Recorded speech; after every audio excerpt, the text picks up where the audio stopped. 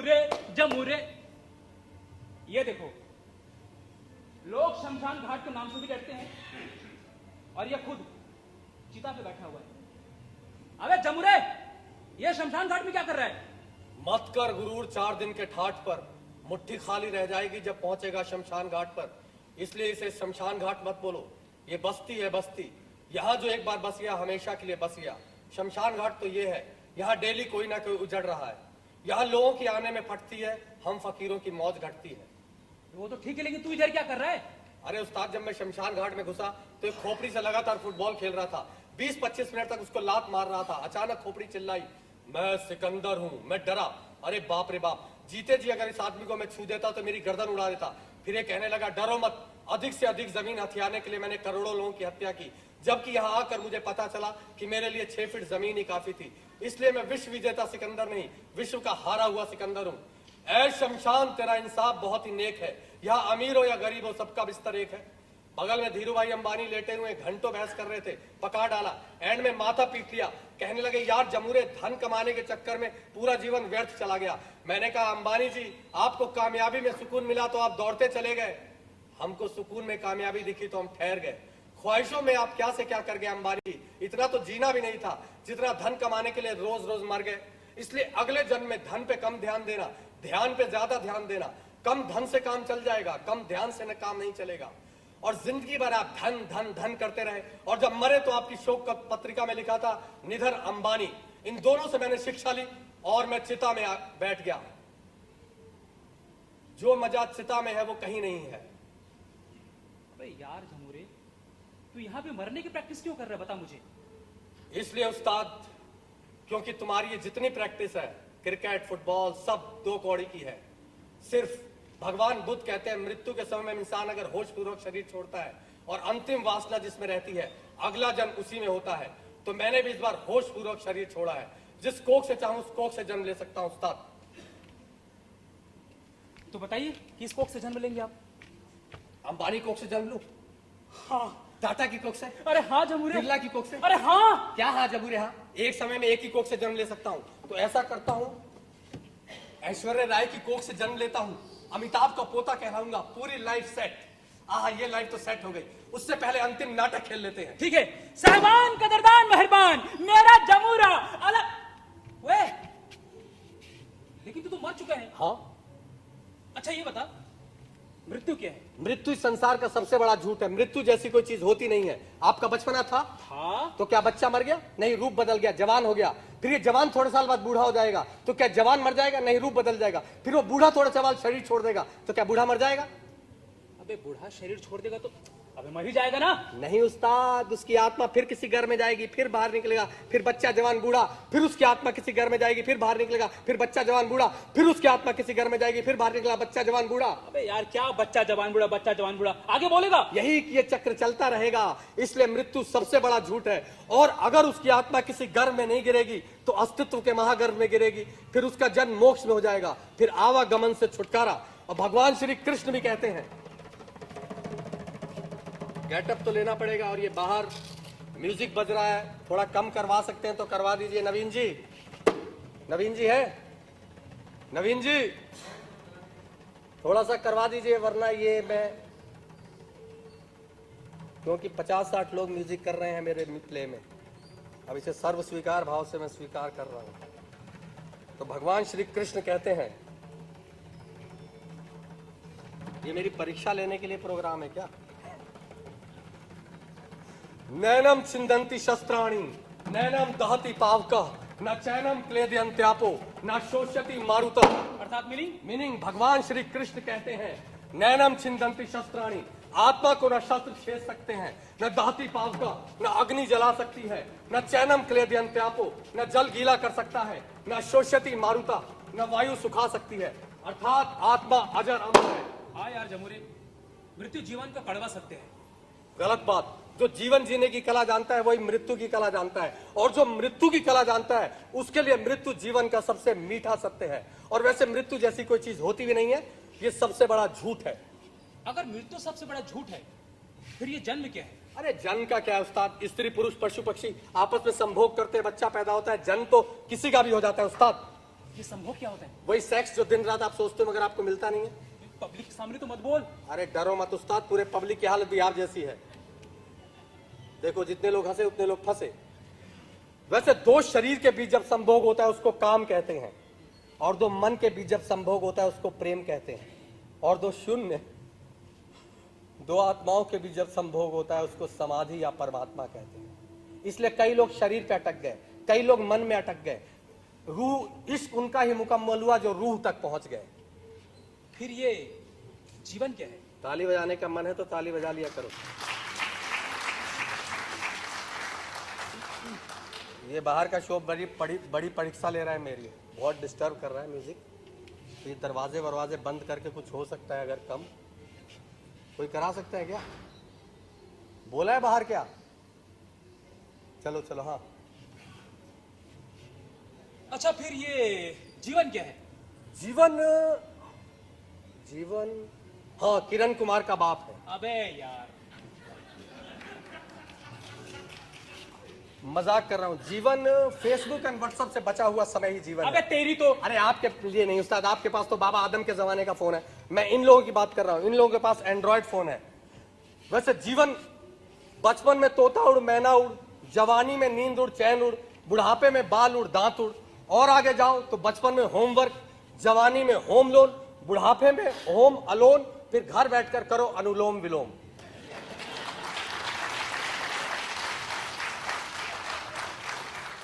इसलिए बचपन के खिलौने जवानी छीन लेती है, जवानी के खिलौने बुढ़ापा छीन लेता है, और बुढ़ापे के खिलौने मृत्यु छीन लेती है।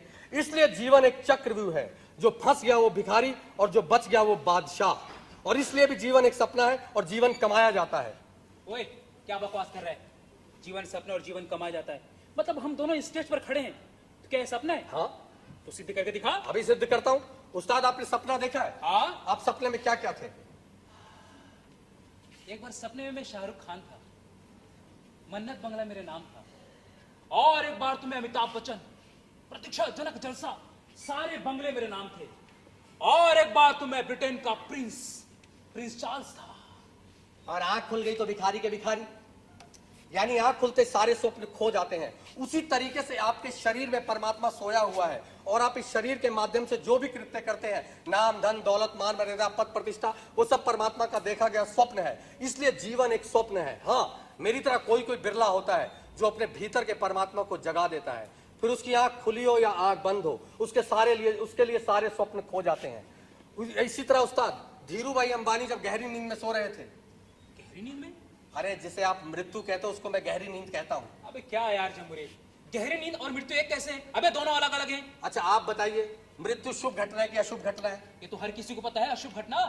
भाई साहब आप बताइए, जब कोई आदमी मरता है तो क्या पुकारा जाता है? पुकारा जाता है ना इनकी पुण्यतिथि। अगर अशुभ घटना होती तो पाप तिथि पुकारा जाता।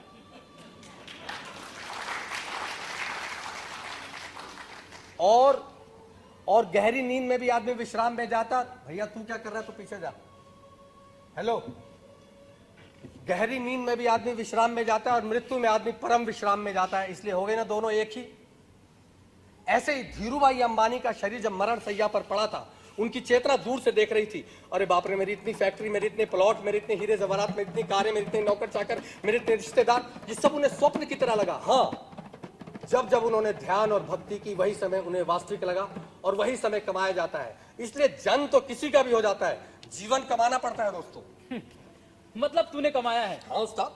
नहीं, बुद्ध ने कमाया, जीसस ने कमाया, गुरु नानक ने कमाया, लाओ त्से ने कमाया। उसके बाद मेरा भी नंबर आ सकता है। और मेरा नंबर? पास आओ। ये आपकी आंखों की पुतलियां बंद हो रही है, आपको होश है? नहीं। ये आप दाढ़ी खुजला रहे हो, आपको होश है? देखो देखो, ये बाल खुजला रहे, आपको होश है? देखो आपका हाथ रुक गया, यानी आपके हाथ का रिमोट कंट्रोल भी आपके हाथ में नहीं है, मेरे हाथ में है। जब आपको शरीर का होश नहीं है तो मन तो आपका कहां कहां भाग रहा होगा उस्ताद। इसलिए अभी आपको कई जन्म लगेंगे। अबे यार, ये जन्म मरण का चक्कर छोड़। जन्म मरण का चक्कर तो मैंने छोड़ ही रखा है, तो ईश्वर के हाथ में है। तो इंसान के हाथ में क्या है? मोबाइल। नवीन जी हंस रहे हैं, ताली बज रही है ना? नवीन जी है, बोला था ना आपसे। ठीक है। वादा पूरा करना है ना उन्हें। हाँ अच्छा ये बता, ये जीवन के हाँ। बाद प्रेम आता है। तो ये प्रेम क्या है? प्रेम, प्रेम, ये म्यूजिक मुझे अब सपोर्ट कर रहा है। प्रेम, प्रेम चोपड़ा है। अबे तेरी तो यार। प्रेम दिल का युद्ध दिमाग के विरुद्ध इज इक्वल टू प्रेम। प्रेम बहुत ही मीठा होता है। Love is God. प्रेम का एग्जाम्पल मैं जलालुद्दीन रूमी की कहानी से देना चाहूंगा। हालांकि जो अमीर खुसरो की कहानी नवल जी ने कही थी वो एग्जैक्ट कहानी रूमी की है, उनके साथ भी हुआ होगा। रूमी की ये कहानी और मुझे बहुत प्यारी कहानी लगती है। जब भी इश्क की चर्चा होती है मैं इस कहानी को जरूर लेता हूँ, चाहे वो मेरा प्ले दास्ताने रूमी हो, रूमी पर मैंने पूरा नाटक किया है, चाहे वो मेरा इश्क इबादत हो। ये कहानी मुझे बहुत प्रिय लगती है। एक प्रेमी अपनी प्रेमिका का दरवाजा खटखटाता है। प्रेमिका पूछती है कौन? प्रेमी कहता है मैं। प्रेमिका दरवाजा बंद रखती है क्योंकि इस मैं से आज तक कभी किसी का दरवाजा नहीं खुला। मैं मतलब अहंकार। जिसको मैं की हवा लगी उसको दवा लगी ना दुआ लगी। प्रेमिका दरवाजा बंद रखती है। प्रेमी जंगल में जाता है, भगवान बुद्ध की तरह ध्यान करता है, मीरा की तरह भक्ति करता है, फिर 6 साल बाद लौट के आता है, फिर दरवाजा खटखटाता है। फिर प्रेमिका पूछती है कौन? इस बार प्रेमी कहता है जैसे कबीर दास को कपड़ा बुनते बुनते ज्ञान प्राप्त हुआ, झीनी झीनी मोरी चदरिया जस की तस धर देनी। ऐसे ही मैं जब जंगल में साधना कर रहा था तो भगवान बुद्ध की धारा से एक जैन संप्रदाय की धारा निकली है। दोस्तों जैन, ZEN जैन और JAIN जैन है, महावीर से निकली हुई धारा, कंफ्यूज मत होना। और बुद्ध से निकली हुई है जैन, जो जापान और चाइना में इस मेडिटेशन का बहुत यूज होता है। टी सेरेमनी होती है, एक चाय का ध्यान होता है। गुरु अपने शिष्यों के लिए चाय बनाता है और शिष्यों की प्यालियों में डालता है और शिष्य एक एक सिप को होश पूर्वक पीते हैं। और चाय से मुझे ख्याल आया, वो चाय ही क्या जिसमें उबाल ना हो, वो इश्क ही क्या जिसमें बवाल ना हो। तेरे इश्क से ही मैं खुशनुमा हूँ, मुझमें अब तुम ही तुम हो, मैं कहाँ हूँ। न ख्वाहिश न जुस्तजू, मेरे सामने है आईना रूबरू। तेरे वास्ते मैं कुछ भी नहीं, मेरे वास्ते बस तू ही तू। लोग आईना ना देखते, अगर आईने में चित्र की जगह चरित्र दिखाई देता। आईना साफ किया तो मैं नजर आया और जब मैं को साफ किया तो तू नजर आया।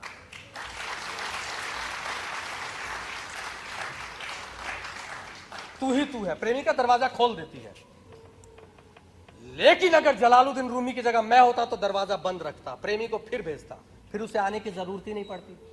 फिर वो ध्यान और भक्ति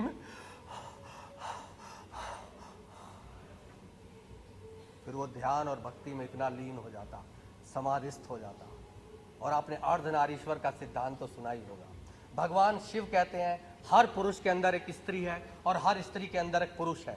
पुरुष अगर अपने भीतर की स्त्री से मिल ले और स्त्री अगर अपने भीतर के पुरुष से मिल ले तो बाहर के स्त्री पुरुष गौण हो जाते हैं। फिर प्रेमी और प्रेमिका अपने होने में ही पूर्ण तृप्त हो जाते हैं। फिर ये प्रेम आकाश में, चांद तारों पे, सूरज पे, नदी नालों पे, झरनों पे, पर्वतों पे, पहाड़ों पे, हर बच्चे में, हर स्त्री में, हर वृद्ध में, हर जवान में, हर फूलों की खुशबू में, जर्रे जर्रे में फैल जाएगा और ये प्रेम विराट रूप ले लेगा और यही प्रेम परमात्मा तक पहुंच जाएगा।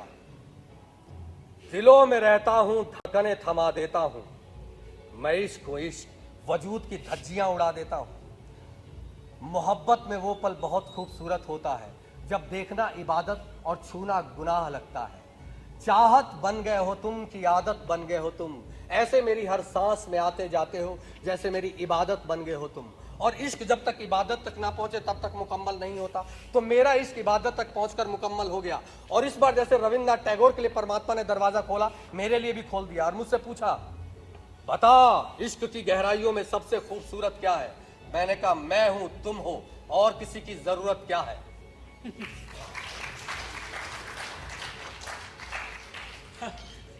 अबे ये खुदा आज तक किसी को दिखा नहीं, ये मोहब्बत तेरी भूल है। कोई बात नहीं, ये दर्द हमें कबूल है, कबूल है, कबूल है। अरे मेरा निकाह तो खुदा से हो गया और इश्क जब तक खुदा से ना हो जाए तब तक मुकम्मल नहीं होता। तो मेरा इश्क खुदा से होकर मुकम्मल हो गया। और दोस्तों लोग कहते हैं लव इज ब्लाइंड, प्रेम अंधा होता है। मैं कहता हूं प्रेम के पास ही आंख होती है, बाकी ये तुम्हारा नाम, धन, दौलत, मान, मर्यादा, पद, प्रतिष्ठा, अहंकार, ये सब अंधी दौड़ है। प्रेम के पास आंख है, इसलिए लैला, मजनू, हीर रांझा, श्री फरहाद, रूमी, शम्स, ये लोग अमर हो गए। फिर ये मोक्ष क्या है? आपकी श्वासें चल रही है, हाँ, श्वासें रुक जाए, इच्छाएं जारी रहे, ये है मौत। क्या है? मौत। और श्वासें चलती रहे, इच्छाएं बंद हो जाए, ये है मोक्ष। सांसें चलती रहे, बंद हो जाए, मोक्ष, मौत। अबे यार तू सब छोड़ यार, तू तमाशा दिखा। साहबान, कदरदान, मेहरबान, मेरा जमुरा अलग अलग करतब करके दिखाएगा, दिखाएगा जमुरा। हाथ दिखाएगा उस्ताद। ये ले, रस्सी पर चल के दिखा। देखना भाई साहब रस्सी पे चल रहा हूं या नहीं।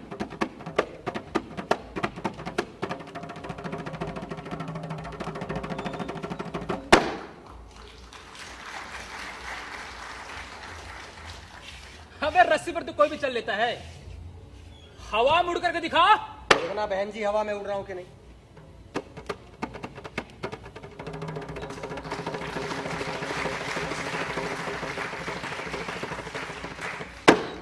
अच्छा, कुछ इंग्लिश डांस करके दिखा।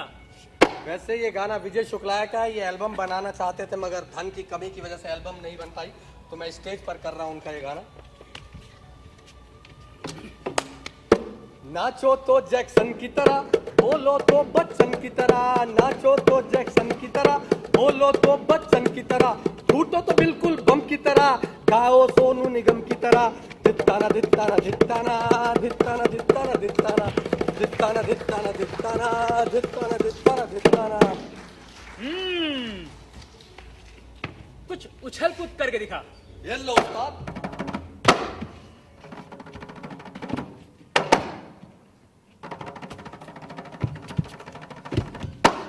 क्या बात, अब 180 डिग्री पे टांग खोल करके दिखा।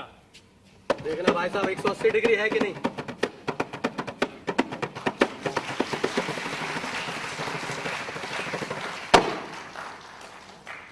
अबे जमीन में तो कोई भी खोल लेता है, आसमान में खोल के दिखा। देखना भाई साहब आसमान में खोल रहा हूं कि नहीं।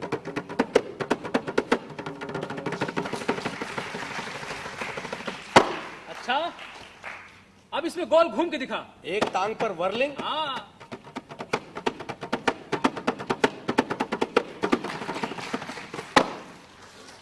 अब इसमें बॉडी बैलेंस करके दिखा।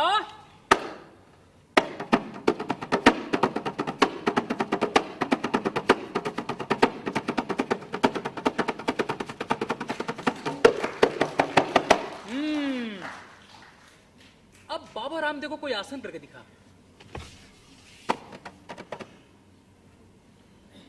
अभी ये कौन सा आसन है? यह है बाबा आराम देव का आसन। कुछ ना करना सबसे बड़ा आसन है। Silent sitting nothing doing. अबे कोई फिजिकल आसन करके दिखा।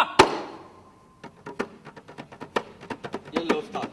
हाँ, और कठिन आसन करके दिखा।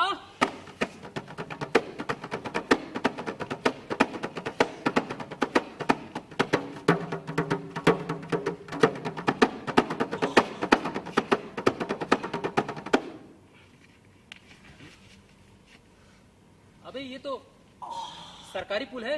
नहीं उस्ताद, ये परमात्मा का मजबूत पुल है। सरकारी पुल तो 2-4 साल में ढह जाता है, ये कयामत के आखिरी तक चलेगा। अच्छा, और ये क्या है? ये सरकारी पुल है, कभी भी ढह सकता है। अबे तेरी तो। अच्छा, 180 डिग्री पे टांग खोलकर इसी में खाना खा करके दिखा। अच्छा, खुद को मुगले आजम हरम को पगले आजम समझ रहे हो क्या? ओए, खैर पापी पेट के लिए आदमी क्या क्या फाड़ता है। इधर तो टांग ही फाड़नी है। जल्दी खाना दो उस्ताद, बहुत भूख लगी है। ये ले, अब इसी में सो करके दिखा। खाने तो दो उस्ताद। हाँ, खा लो। हाँ, ये तो अपना फेवरेट है। किस किस को देखिए, किस किस को रोइए, आराम बड़ी चीज है, मुंह ढक के सोइए।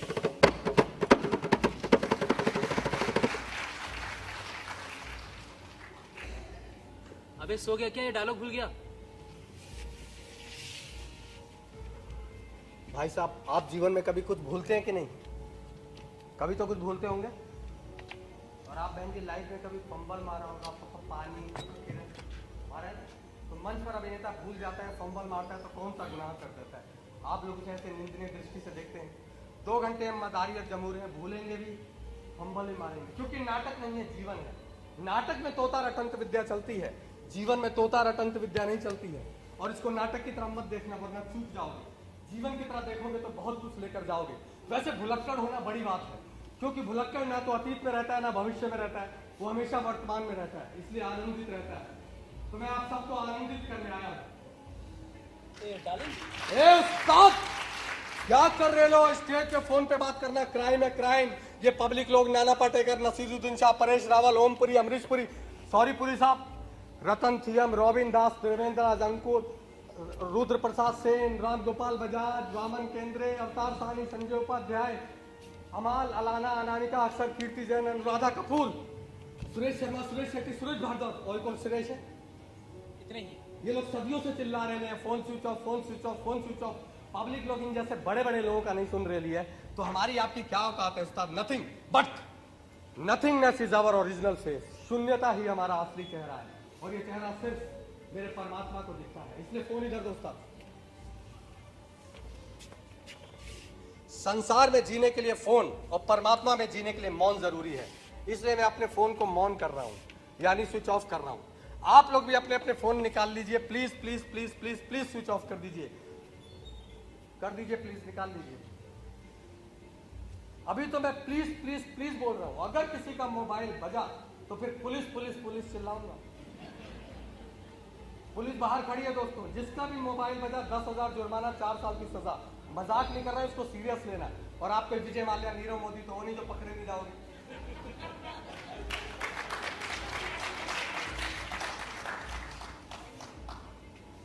इसलिए फोन स्विच ऑफ कर दीजिए। आप तो सड़क पर मूतोगे या सर पर हेलमेट नहीं पहनोगे तो ही पकड़े जाओगे। इसलिए भी फोन स्विच ऑफ।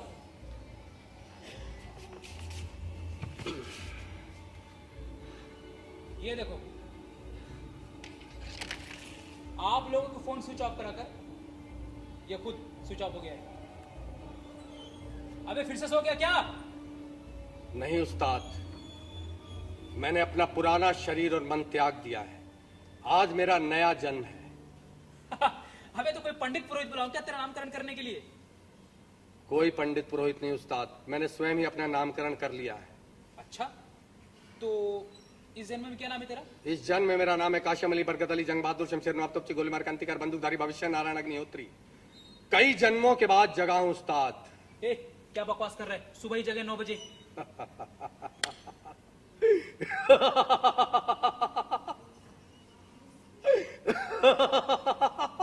ये वो जगना नहीं है उस्ताद, मैं भीतर से जग चुका हूं। भगवान श्री कृष्ण कहते हैं योगी कभी नहीं सोता है। मैं भी भीतर से पूर्ण रूप से जग चुका हूं। अगर आप शमशान घाट में थोड़ा लेट आते तो मैं 84 लाख योनियों के जन्म मरण देखकर इस जन्म मरण के फेरे से मुक्त हो जाता। लेकिन ये तुम्हारे तथाकथित साधु संत 84 लाख योनियों से मुक्त होने के बाद भी योनि में फंसे हुए हैं और योनि के कारण जेल में फंसे हुए हैं। लेकिन मैंने तो अपने कई जन्मों को देखा है उस्ताद। अच्छा, तो फिर तू किस जन्म में क्या किया था? एक जन्म में मैं पेड़ था, पेड़। 2 छोटे छोटे प्यारे बच्चे, एक का नाम राम था, एक का नाम अल्लाह रखा था। राम को एक आम मिला, राम ने आम चूसा, गुठली गड्ढा खोद के गड्ढे में डाल दी। अल्लाह रखा ने उससे मिट्टी से ढक दिया। राम और अल्लाह रखा दोनों ने प्यार और मोहब्बत से पानी से सींचा। उनके प्यार और मोहब्बत से मैं जवान होता गया। वो मुझे खूब प्यार करते, मैं और जवान होता गया। वो मुझे खूब मोहब्बत देते, मेरे अंदर फल भी लगने लग गए। वो धूप से थके आ रहे आते, मैं उनको ठंडी ठंडी हवा खिलाता, मीठे मीठे फल खिलाता। फिर अचानक एक दिन दोनों स्कूल जाने लग गए। फिर कई वर्षों तक मेरे पास नहीं आए। फिर उनकी याद सताने लगी। फिर अचानक एक दिन दोनों कुल्हाड़ी लेकर आए। राम ने मेरा एक हाथ काटा, अल्लाह रखा ने मेरा दूसरा हाथ काटा। मुझे बड़ा दर्द हो रहा था उस्ताद। फिर मैंने सोचा कोई बात नहीं, रोटी बनाने के लिए चूल्हे की लकड़ी ले गए होंगे। फिर अचानक दोनों कॉलेज जाने लग गए। और उस्ताद, इंसान जितना पढ़ता जाता है उतना चालाक होता जाता है। फिर कई वर्षों तक मेरे पास नहीं आए। फिर उनकी याद में मेरे आंख से आंसू टपकने लगे। फिर अचानक एक दिन दोनों कुल्हाड़ी लेकर आए। राम ने कुछ शाखाएं काटी, अल्लाह रखा ने कुछ टहनियां काटी। राम ने कुछ टहनियां काटी, अल्लाह रखा ने कुछ शाखाएं काटी। दोनों बड़ी बेरहमी से काट पीट रहे थे। मुझे बड़ा दर्द हो रहा था। फिर मैंने सोचा घर बनाने के लिए लकड़ियां लेके होंगे। फिर अचानक दोनों MBA करने चले गए। MBA मतलब बिजनेस माइंड, माइंड ही माइंड बचा, हार्ट बिल्कुल गायब। फिर कई वर्षों तक मेरे पास नहीं आए। फिर उनकी याद में मेरे आंख से आंसू रुकने का नाम नहीं ले रहे थे। फिर अचानक एक दिन दोनों आए। राम ने एक आम तोड़ा, अल्लाह रखने एक टहनी तोड़ी। राम ने आम को काटा, देख आम का भगवा रंगे पेड़ हिंदू है, अल्लाह रखने पेड़ के पत्ते दिखाए, देख पेड़ के हरे पत्ते हैं, पेड़ मुसलमान है। और ये हिंदू मुस्लिम शब्द मैंने कभी नहीं सुने थे। इनकी प्यार और मोहब्बत से मैं जवान होता जाता, इनकी हिंदू मुस्लिम की नफरत से मैं सिकुड़ता जाता। राम ने सारे आम तोड़े, अल्लाह रखा ने सारी टहनियां तोड़ी। राम ने टहनियां तोड़ी, अल्लाह रखा ने आम तोड़े। दोनों बड़ी बेरहमी से काट पीट रहे थे। मुझे बड़ा दर्द हो रहा होता उस्ताद, काट पीट के नेस्तो नाबूद कर कर बाजार में ले जाकर बेच दिया। मैं आखिरी जड़ बचाता ठूठ, उसके लिए भी दोनों लड़ने लगे। अबे उस ठूठ का क्या करेगा इंसान? वही उस्ताद, उस जन्म में मुझे पता चला कि इंसान कितना बड़ा लालची है। मुझे जड़ से उखाड़ लिया और मेरे 2 टुकड़े कर दिए। अपने घर में पशु बांधने के लिए खूंटा बना लिया। मुझे दुख इस बात का नहीं था कि मैं मर गया, मुझे दुख इस बात का था कि वो मुझे कार्बन डाइऑक्साइड देते और मैं उन्हें फ्रेश ऑक्सीजन देता। अब वो अपने शरीर के अंदर कार्बन डाइऑक्साइड रखेंगे और जल्दी मर जाएंगे। वैसे दोस्तों देखा जाए तो ये पेड़ पौधे ही भगवान शिव हैं, क्योंकि जिस तरह भगवान शिव ने मनुष्य योनि की भलाई के लिए जहर पिया, वैसे ही पेड़ पौधे हम लोगों का जहर ही तो पी रहे हैं। यानी हमसे कार्बन डाइऑक्साइड ले रहे हैं और हमको फ्रेश ऑक्सीजन दे रहे हैं।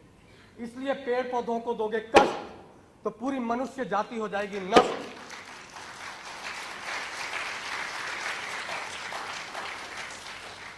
सांस लेने में होगा कष्ट, हम सब कहलाएंगे भ्रष्ट। पेड़ हो या इंसान हो, दोनों के अंदर जल जाना जरूरी है। जल है तो कल है, जल है तो जीवन है। फेसबुक और व्हाट्सएप पे आप बहुत जल बचाते हो, बहुत पेड़ लगाते हो। रियल लाइफ में भी जल बचाओ, पेड़ लगाओ। और जो आनंद जल में है वो दारू में भी नहीं है। हाँ बेटा, बेटा क्या प्रॉब्लम हुई?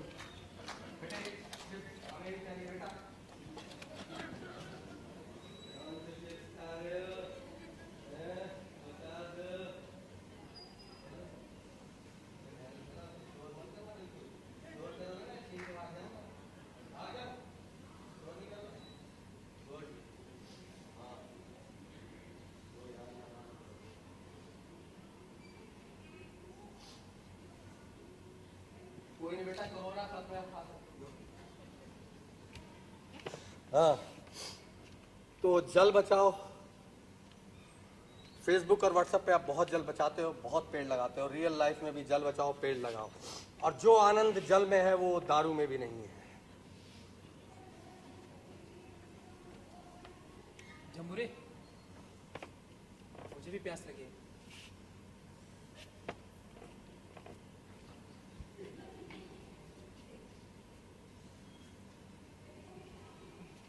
ये क्या? हमारे बाप दादा के समय पानी कुओं और तालाबों में होता था। हमारे समय बोतल और बाल्टियों में है। आने वाले समय में ऐसे ही मिलेगा। और एक ढक्कन की कीमत 500 रुपए है।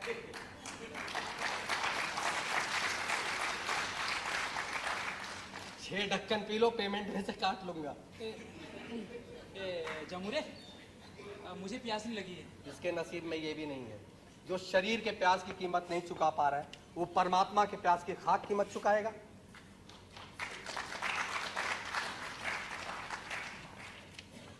इसलिए जल बचाओ, पेड़ लगाओ। हाँ, पेड़ से याद आया, वो जरा बॉडी मूवमेंट करते हुए थोड़ा ढीला हो गया था ये।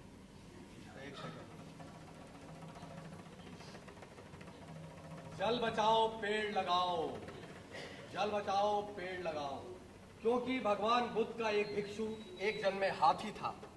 हाथी के बारे में कहा जाता है हाथी मस्त टहलता है, कुत्ते भौंकते रहते हैं। ऐसे किसी भौंकने वाले कुत्ते ने जंगल में आग लगा दी। ओए, कुत्ता कैसे आग लगाएगा? ये वो कुत्ता नहीं है उस्ताद। आशफा और निर्भया जैसी छोटी बच्ची के साथ जो घिनौना कुकर्म किया है, इनको कुत्ता कहना भी कुत्ते का अपमान है। और ये हैदराबाद में प्रियंका रेड्डी और जो छोटी छोटी बच्चियों के साथ, जवान के साथ, बूढ़ी के साथ, और ये श्रद्धा जैसी लड़की के साथ जो 35 टुकड़े किए, इन जैसे सुअर, सॉरी सुअर कहना भी गलत है। सुअर कम से कम समाज की सफाई तो करता है, ये तो समाज में गंदगी फैलाते हैं। तो ऐसे किसी पॉलिटिशियन माइंड के कुत्ते और सुअर ने जंगल में आग लगा दी। जंगल में आग धू धू कर बढ़ती जाती, आग बढ़ती जाती। आग से बचने के लिए हाथी इधर से उधर भाग रहा था, हाथी इधर से उधर भाग रहा था। हाथी ने देखा कि एक पेड़ के पास आग कम है, हाथी वहां जाकर छुप गया। धू धू कर आग और तेज होती जाती। आग से बचने के लिए खरगोश भी इधर से उधर भाग रहा था, खरगोश भी इधर से उधर भाग रहा था। खरगोश ने देखा कि जहां पर हाथी छुपा है वहां पर आग कम है, खरगोश भी वहां जाकर छुप गया। धू धू कर आग और तेज होती जाती। आग वहां पर भी आ गई जहां पर हाथी छुपा हुआ था। आग से बचने के लिए हाथी ने पैर उठाया, खरगोश उसके पैर के नीचे आ गया। हाथी ने पैर नीचे नहीं रखा कहीं खरगोश मर ना जाए। धू धू कर आग हाथी की पूंछ को लग गई, पीठ को लग गई, सूंड को लग गई, पैर को लग गई। हाथी जलकर मर गया। धीरे धीरे जंगल की आग शांत हो गई और खरगोश बच गया। इसी हाथी के पुण्य की वजह से भगवान बुद्ध के भिक्षु का अगला जन्म इंसान का हुआ। ऐसे मेरे पेड़ पौधे के समर्पण भाव की वजह से मेरे भी 5 जन्म इंसानों के हुए। कहा जाता है बड़े जतन मानस तन पावा, लेकिन मेरे 5 जन्म नरक के समान बीते उस्ताद। वो कैसे? एक जन्म में काशी में ब्राह्मण परिवार में हिंदू घर में पैदा हुआ। जैसे ही गर्भ से निकला, पूर्व जन्म में पेड़ था, मौन रहने की आदत थी, मौन में आनंद आता था। घर वालों को लगा गूंगा बच्चा पैदा हुआ है। घर वालों ने खींच खींच के थप्पड़ मारे, बोल जय श्री राम, बोल बोल बोल। मैं जय श्री राम जय श्री राम जय श्री राम जय श्री राम करने लगा। 90 साल तक जय श्री राम बोला। ब्राह्मण घर में पैदा हुआ था, इसलिए अंडा मटन मच्छी चिकन दारू कुछ नहीं खाया। सोचा था परमात्मा मिलेंगे, परमात्मा तो मिले नहीं, लकड़ी पे सुला के जला दिया, हाथ खाली के खाली। अगला जन्म हुआ मेरा मुस्लिम घर में। जैसे ही घर से बाहर निकला, थोड़ा बड़ा हुआ, 90 साल तक जय श्री राम बोला था। बोला जय श्री राम, खींच खींच के थप्पड़ मारे। काफिरों के देवताओं का नाम लेता है, बोल अल्लाहू अकबर। मैं अल्लाहू अकबर अल्लाहू अकबर अल्लाहू अकबर बोलने लगा। और मुझसे कहते हम हलाल का खाते हैं, हलाल में कम दर्द होता है। यहां मैं मुर्गा और बकरा काटता, उसके खून टपकता और मेरे आंख से आंसू टपकते। खैर इंसान टेक्निकल और मैकेनिकल है, काटना भी सीख गया, खाना भी सीख गया। 80 साल तक अल्लाह होकर बोला, हलाल का खाया। सोचा था अल्लाह के दीदार होंगे और सोचा था लकड़ी पे सुला के जलाएंगे। इस बार गड्ढा खोद के दफना दिया, फिर हाथ खाली के खाली। हाँ, इस जन्म में मुझे एक दिक्कत आई। जिस तरह मौलाना आजाद को ये समझाने में दिक्कत आई कि मैं हम मजहब हूं तो हम वतन भी हूं, ऐसे मुझे भी दिक्कत आई कि मैं हम मजहब हूं तो हम वतन भी हूं। क्योंकि मैं एपीजे अब्दुल कलाम मेरे गुरु थे। मैं भारत का सच्चा हिंदुस्तानी मुसलमान था। मैं जय श्री राम बोलने में भी प्रॉब्लम नहीं थी, भारत माता की जय भी बोल देता था, वैष्णो देवी भी चला जाता था, मस्जिद में नमाज भी पढ़ता था, मंदिर में घंटी बजाता था, मुझे कोई दिक्कत नहीं थी। लेकिन और सबसे ज्यादा दिक्कत आती थी मुझे जब हिंदुस्तान पाकिस्तान का मैच होता था, क्योंकि उस समय पाकिस्तान ज्यादा जीतता था। तो मुझसे कहते, मेरा एक दोस्त था नॉन मुस्लिम दोस्त, उसने कहा हमें पता है तुम लोग जुम्मे को क्यों रखते हो मैच, ताकि तुम मिलकर दुआ करते हो या अल्लाह इंडिया जीत जाए। अगर हिम्मत है तो मंगलवार को मैच रख कर देखो, तब पता चलेगा तुम्हारे अल्लाह पावरफुल है या हमारे बजरंगबली।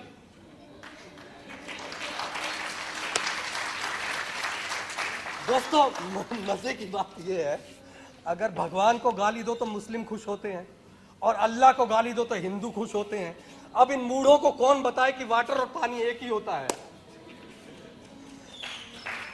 ताली खुल के बजाओ, कंजूसी करोगे अगले जन्म में घर घर में बजाओगे।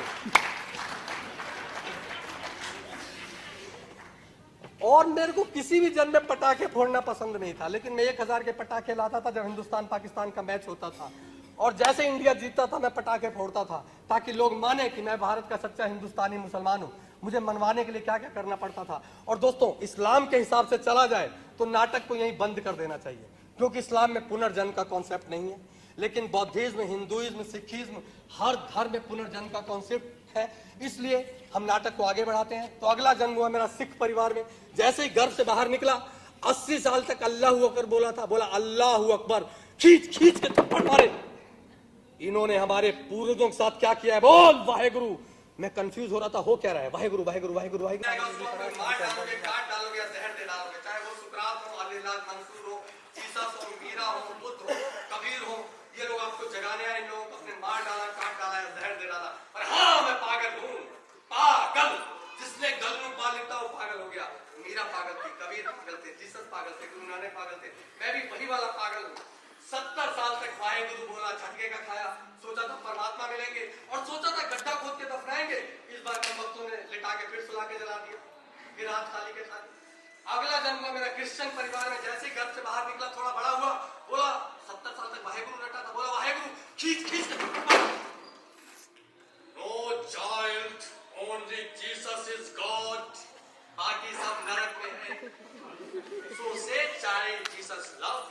Jesus love you, Jesus love you. हाँ, इस जन्म में एक मजा था उस्ताद। क्या?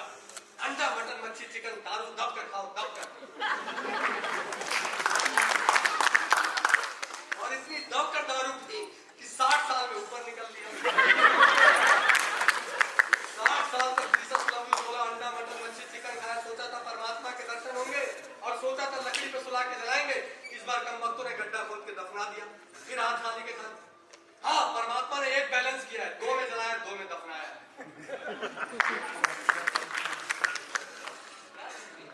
तो मुझे ये नहीं समझ में आ रहा है कि पहले जन्म में 90 साल जिए, फिर 80, फिर 70, फिर 60, मतलब हर जन्म में 10 साल कम। अरे उस्ताद, पहले के समय में अन्न फ्रेश थी, वायु फ्रेश थी, पेड़ पौधे ज्यादा थे, जनसंख्या कम थी, दूध दही मक्खन पनीर शुद्ध था, जल शुद्ध थी, दारू भी शुद्ध थी, लोग कम ज्यादा जीते थे।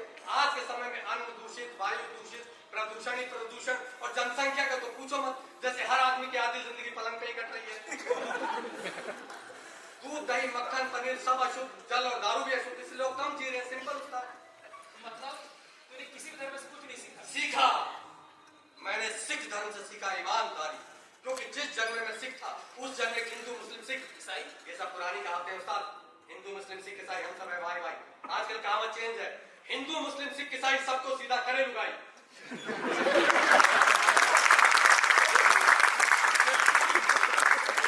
चौथा था मारवाड़ी।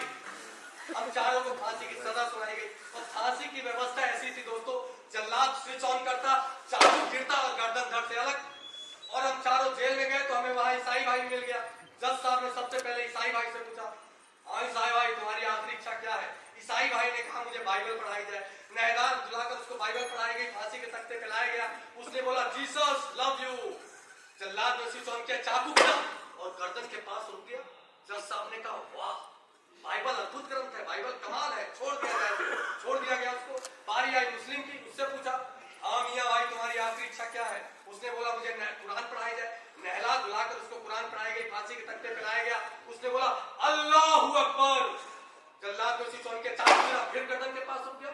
जज साहब ने कहा वाह, कुरान भी अद्भुत ग्रंथ है, पाक पवित्र है, अल्लाह की देन है, आकाश से उतरी हुई पुस्तक है, छोड़ दिया जाए इसको। छोड़ दिया गया इसको। बारी आई हिंदू की, हिंदू से पूछा, हाँ हिंदू भाई तुम्हारी आखिरी इच्छा क्या है? हिंदू भाई ने कहा मुझे 3 साल की छुट्टी चाहिए। जज साहब ने कहा 3 साल की छुट्टी क्यों? अरे इनके पास तो एक है, मेरे तो 33 करोड़ देवता है, मुझे तो 3 साल लगेंगे।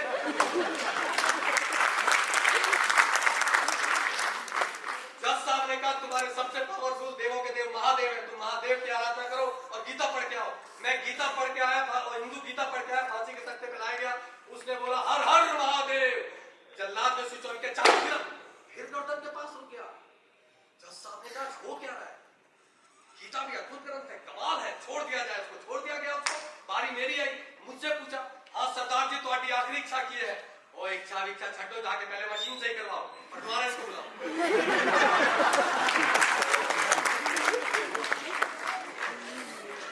इस ईमानदारी की वजह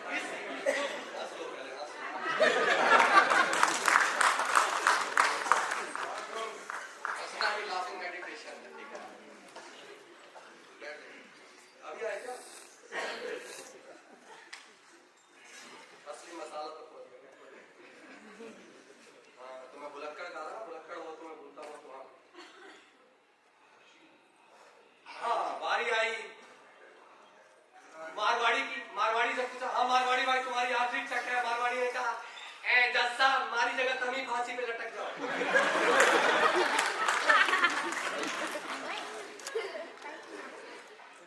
चारों पांचों जन मुझे पिंजरे के समान लगे उस्ताद।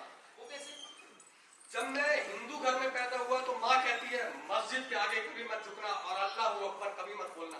हालांकि मुझे हर जगह झुकने में आनंद आता, क्योंकि मैंने झुक झुक कर ही परमात्मा पाया था। और मैंने कई जन्मों के बाद तो झुकने की कला सीखी थी। और अल्लाह बोलते मुझे बड़ी शांति मिलती थी, सुकून मिलता था। लेकिन मेरी माँ मना करती थी, तो ये हुआ हिंदू धर्म का पिंजरा। ऐसे में जब मुस्लिम धर्म में पैदा हुआ तो अम्मी जान कहती है मंदिर के अंदर कभी मत जाना और काफिरों के देवता बुद्ध के आगे कभी मत झुकना। बुद्ध परस्ती करते करते हक परस्ती मिल गई। अम्मी जान सजदा तुम्हें करूंगा तो काफिर कहेंगे लोग, ये कौन सोचता है तुम्हें देखने के बाद। अजीब सिलसिला है मुर्शिद की मोहब्बत का। और अम्मी जान तेरा हुआ जिक्र तो सजदे में तेरे झुक गए। क्या फर्क पड़ता है मंदिर में झुके कि मस्जिद में झुके, इसलिए जहां दिल करे वहीं झुक जाओ। अब मगर ये झुकना शरीर का नहीं होना चाहिए, आपका अहंकार झुके। और जैसे ही अहंकार झुका वैसे ही अल्लाह ताला ने अपना ताला खोला। तो इस चारों जन्मों के अनुभव के आधार पर मैंने एक एक्सपेरिमेंट किया। मैंने एक सोने का पिंजरा बनवाया, सोने को पिंजरे को बाहर से हीरे जड़वाए, उसमें बोलने वाला तोता बंद किया। जैसे तुम्हारे पंडित पुरोहित मौलवी पादरी ये सब बोलने वाले तोते ही हैं, तोतों की तरह शास्त्रों को रट रखा है। तो बोलने वाले तोते से मैंने बोला बोलो तोते मियां जय श्री राम। अरे बाप रे, 1 महीने में जय श्री राम बोलने लगा। रामायण की सारी चौपाइयां, गीता के सारे श्लोक याद कर लिए। दूसरे महीने बोला अल्लाहू अकबर बोलने लगा। कुरान की सारी आयतें हदीसें याद कर ली। तीसरे महीने गुरु नानक जय गुरु नानक बोलने लगा, वाहेगुरु बोलने लगा, गुरु ग्रंथ साहब भी रट डाला। चौथे महीने जीसस लव यू बोलने लगा, बाइबल भी रट डाला। मैंने सोचा इतना ज्ञानी तोता है, इसको तो सभी धर्मों का सार मालूम है, उसके बाद ये पिंजरे से उड़ नहीं पा रहा है। यही तुम्हारे पंडित पुरोहित मौलवी पादरियों की हालत है। इन्होंने भी तोतों की तरह अपने अपने धर्म ग्रंथों को रट रखा है, ना ये उड़ पा रहे हो ना तुम्हें उड़ने दे रहे हैं। इसलिए उस्ताद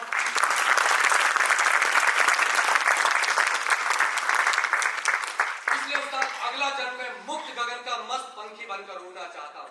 तो अगला जन्म मैंने एक औरत की कोख से दिया। ओए क्या बकवास कर रहा है, हर आदमी औरत की कोख से जन्म लेता है। वो 4 औरतें नहीं थी उस्ताद, एक हिंदू थी, दूसरी मुस्लिम थी, तीसरी सिख थी, चौथी ईसाई थी। ये शुद्ध औरत थी, ध्यान प्रेम और मौन में रहती थी। मैं भी इसके गर्भ से निकला तो ध्यान प्रेम और मौन में रहता था, और मेरे मौन में इतनी ताकत आ गई कि लोग मुझे दूर दूर से सुनने आने लगे। एक बार बड़ा अजीब सा शिष्य सुनने आया।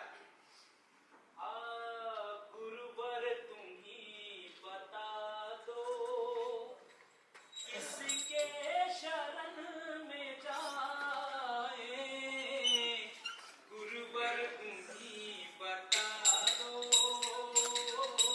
गुरुवर तुम ही बता दो।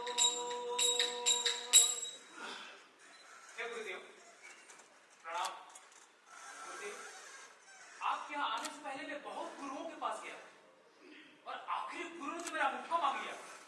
हे गुरुदेव मैं वहां से डर करके भागा। गुरुदेव ये असली गुरु की पहचान कैसे होगी? कलयुग के शिष्यों ने गुरु भक्ति को ऐसा मोड़ दिया, नकल करते एकलव्य ने द्रोणाचार्य का यह अंगूठा तोड़ दिया। इसलिए तू असली गुरु की खोज मत कर, तू असली शिष्य बन जा, नकली गुरु खुद ब खुद भागेगा।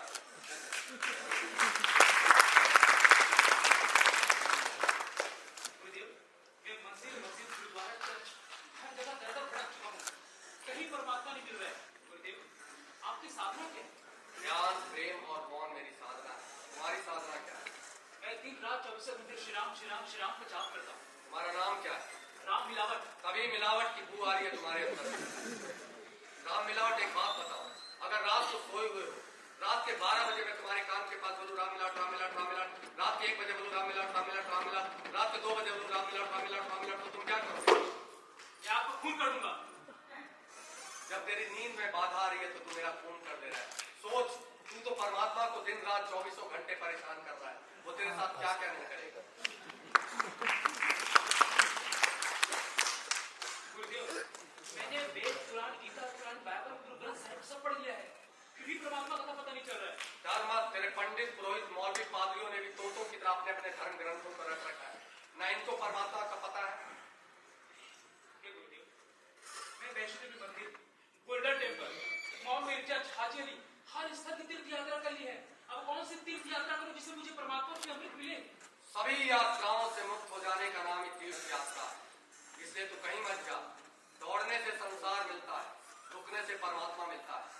तू अपने भीतर अंतःस्थल की अतल गहराई की यात्रा कर, तो समझ तेरी तीर्थ यात्रा पूर्ण हो।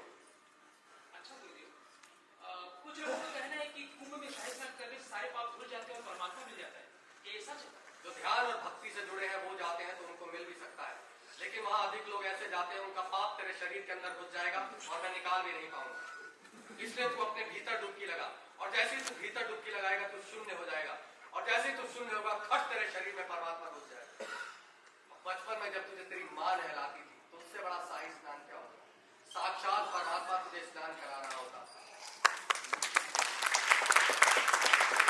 और एक जन्म में माँ की गोद में मरा, फरिश्ते मुझे लेने आए जन्नत के लिए। उन्होंने कहा ये तो पहले से ही जन्नत में है, और तू तू वहां शाही स्नान करके आएगा और नगर निगम वालों ने ऐसी व्यवस्था की है, वही पानी टूटियों में खोलते हैं और तू पिएगा और पाप दोबारा तेरे अंदर घुस जाएगा। मैंने दिन रात पूजा पाठ की है, मैंने सारे शास्त्रों को पढ़ा है, परमात्मा मिली पूजा उल्टा मेरे अंदर अहंकार ही अहंकार आ गया। कोई उपाय बताइए जिससे मेरा ये अहंकार दूर हो। दिन रात पूजा पाठ करने से और तोतों की तरह शास्त्रों को रटने से सिर्फ और सिर्फ अहंकार मजबूत होता है। अहंकार तो सिर्फ और सिर्फ जब तू ध्यान की गहराई में जाकर तेरे भीतर प्रेम की अग्नि उत्पन्न होगी, उस प्रेम की अग्नि में तेरा अहंकार आप बनकर उठ जाएगा। तूफान अगर ज्यादा हो तो कश्तियां भी डूब जाती है और अहंकार अगर ज्यादा हो तो हस्तियां भी डूब जाती है। मनुष्य का जीवन है बूंद सा और अहंकार है सागर सा। अच्छा गुरुदेव, मैंने हवन कुंड की अग्नि में हजारों फीकी पीपे और हजारों कुंडल अन्न अग्नि के अग्निकुंड के हवन करवा दिया, फिर भी मुझे परमात्मा मिला, अब क्या करूं? वही हजारों क्विंटल अन्न और घी के पीपे अगर तू भोजन पकाकर गरीबों को खिलाता तो तुझे दिल से दुआ देते, और जहां दवा काम नहीं करती है वहां दुआ काम करती है। आज से 550 वर्ष पूर्व गुरु नानक देव जी ने सच्चे हृदय के भाव से कुछ फकीरों को भोजन कराया था। उनके द्वारा कराया गया भोजन आज भी उन्हीं के प्रताप से गुरुद्वारों में चल रहा है। अच्छा गुरुदेव, कुछ लोगों का कहना है कि ये चिंता चिता समान है, फिर भी उनके चेहरों में केवल चिंता ही चिंता नजर आती है, फिर ये चिंता कैसे दूर हो? एक बार चिंता ने चिता से मुस्कुराते हुए कहा, तू मुर्दे को जलाती है, मैं जिंदा को जलाती हूँ। तू एक बार में जलाती है, मैं हर रोज जलाती हूँ। तू विदा कर देती है, मैं जकड़ लेती हूँ। तू मृत्यु से जुड़ी है, मैं जीवन से जुड़ी हूँ। तू अहंकार मुक्त करती है, मैं अहंकार भरती हूँ। इसलिए आज तक इस पृथ्वी पर बिना ध्यान और भक्ति के किसी की भी चिंता दूर नहीं हुई है। और जो बिना ध्यान भक्ति के कह रहा है चिंता चिता सवार है, वो सिर्फ डायलॉगबाजी कर रहा है। अच्छा, इंसान को आस्तिक होना चाहिए नास्तिक? इंसान को ना आस्तिक होना चाहिए ना नास्तिक, इंसान को वास्तविक होना चाहिए, क्योंकि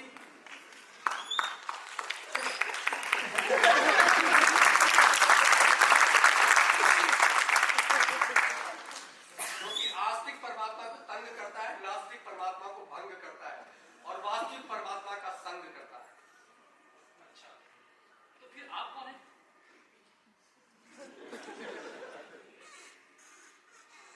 तुम्हारे दो शब्दों के बीच का मौन हूं मैं, फिर मत पूछना कौन हूं। तुम्हारे सभी तथाकथित धर्म गुरुओं का डॉन,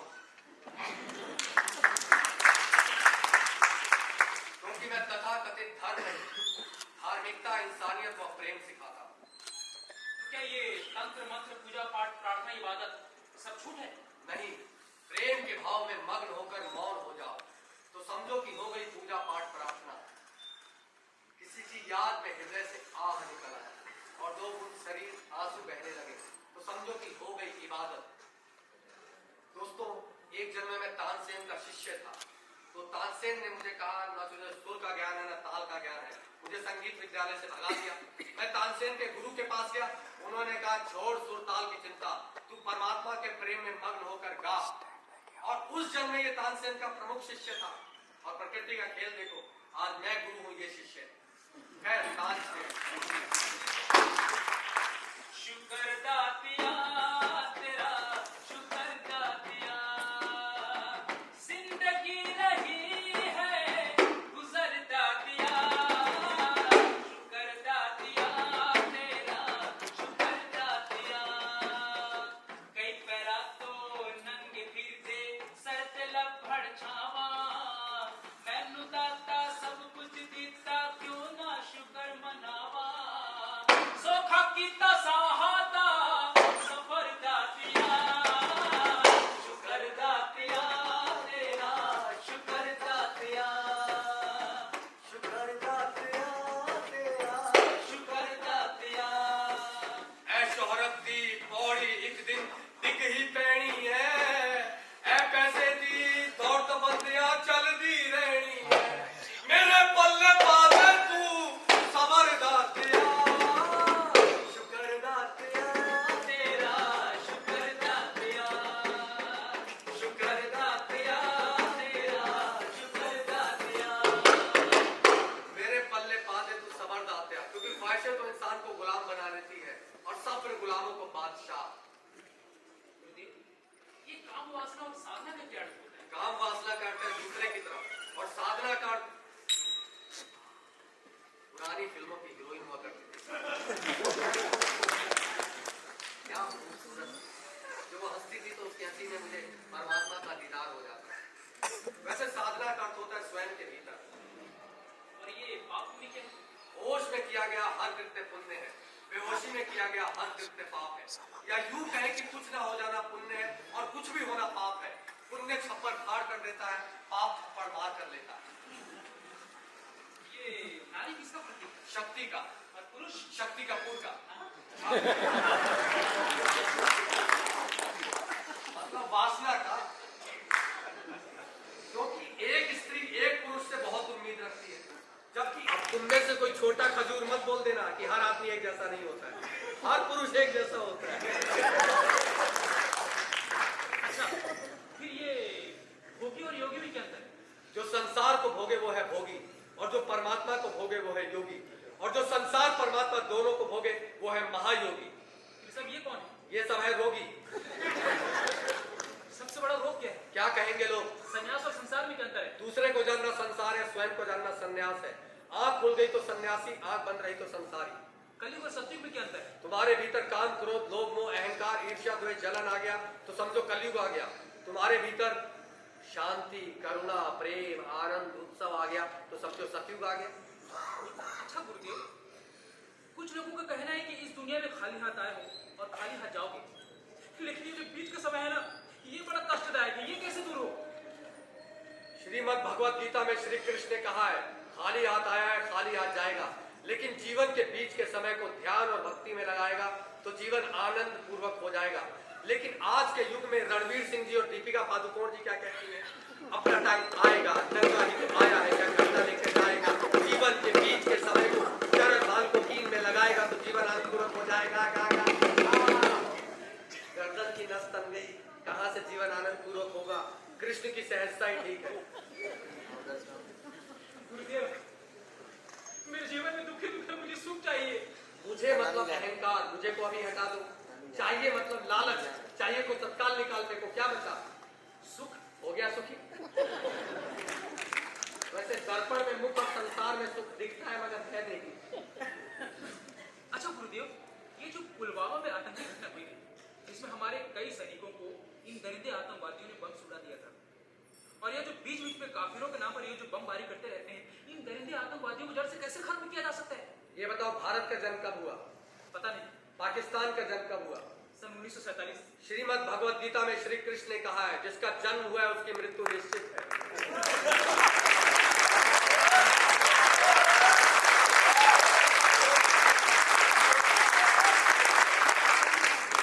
पाकिस्तान खत्म, आतंकवाद खत्म। और वहां की आम आवाम को वहां के मंत्री लोग आटे की जगह एटम बम खिला के मार देंगे।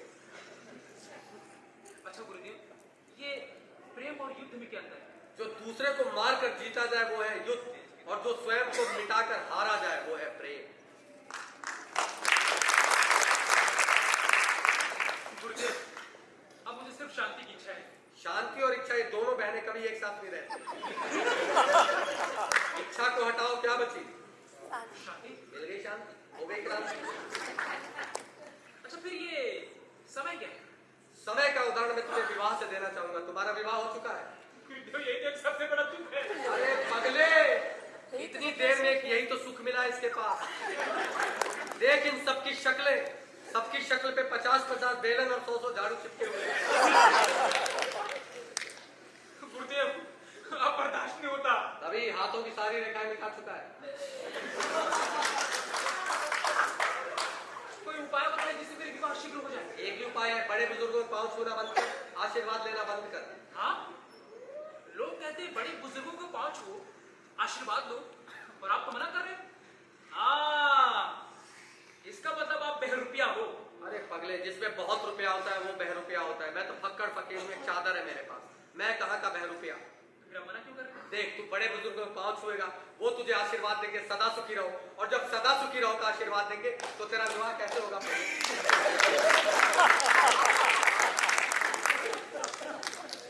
इसलिए तू शादी ब्याह का चक्कर छोड़, तू किसी लड़की से इश्क कर। क्योंकि इश्क के समंदर में तू डूबा तो आशिक, बच गया तो दीवाना, और तैरता रहा तो इन जैसा बेचारा गधापति। वैसे तेरी उम्र क्या है? 32 वर्ष।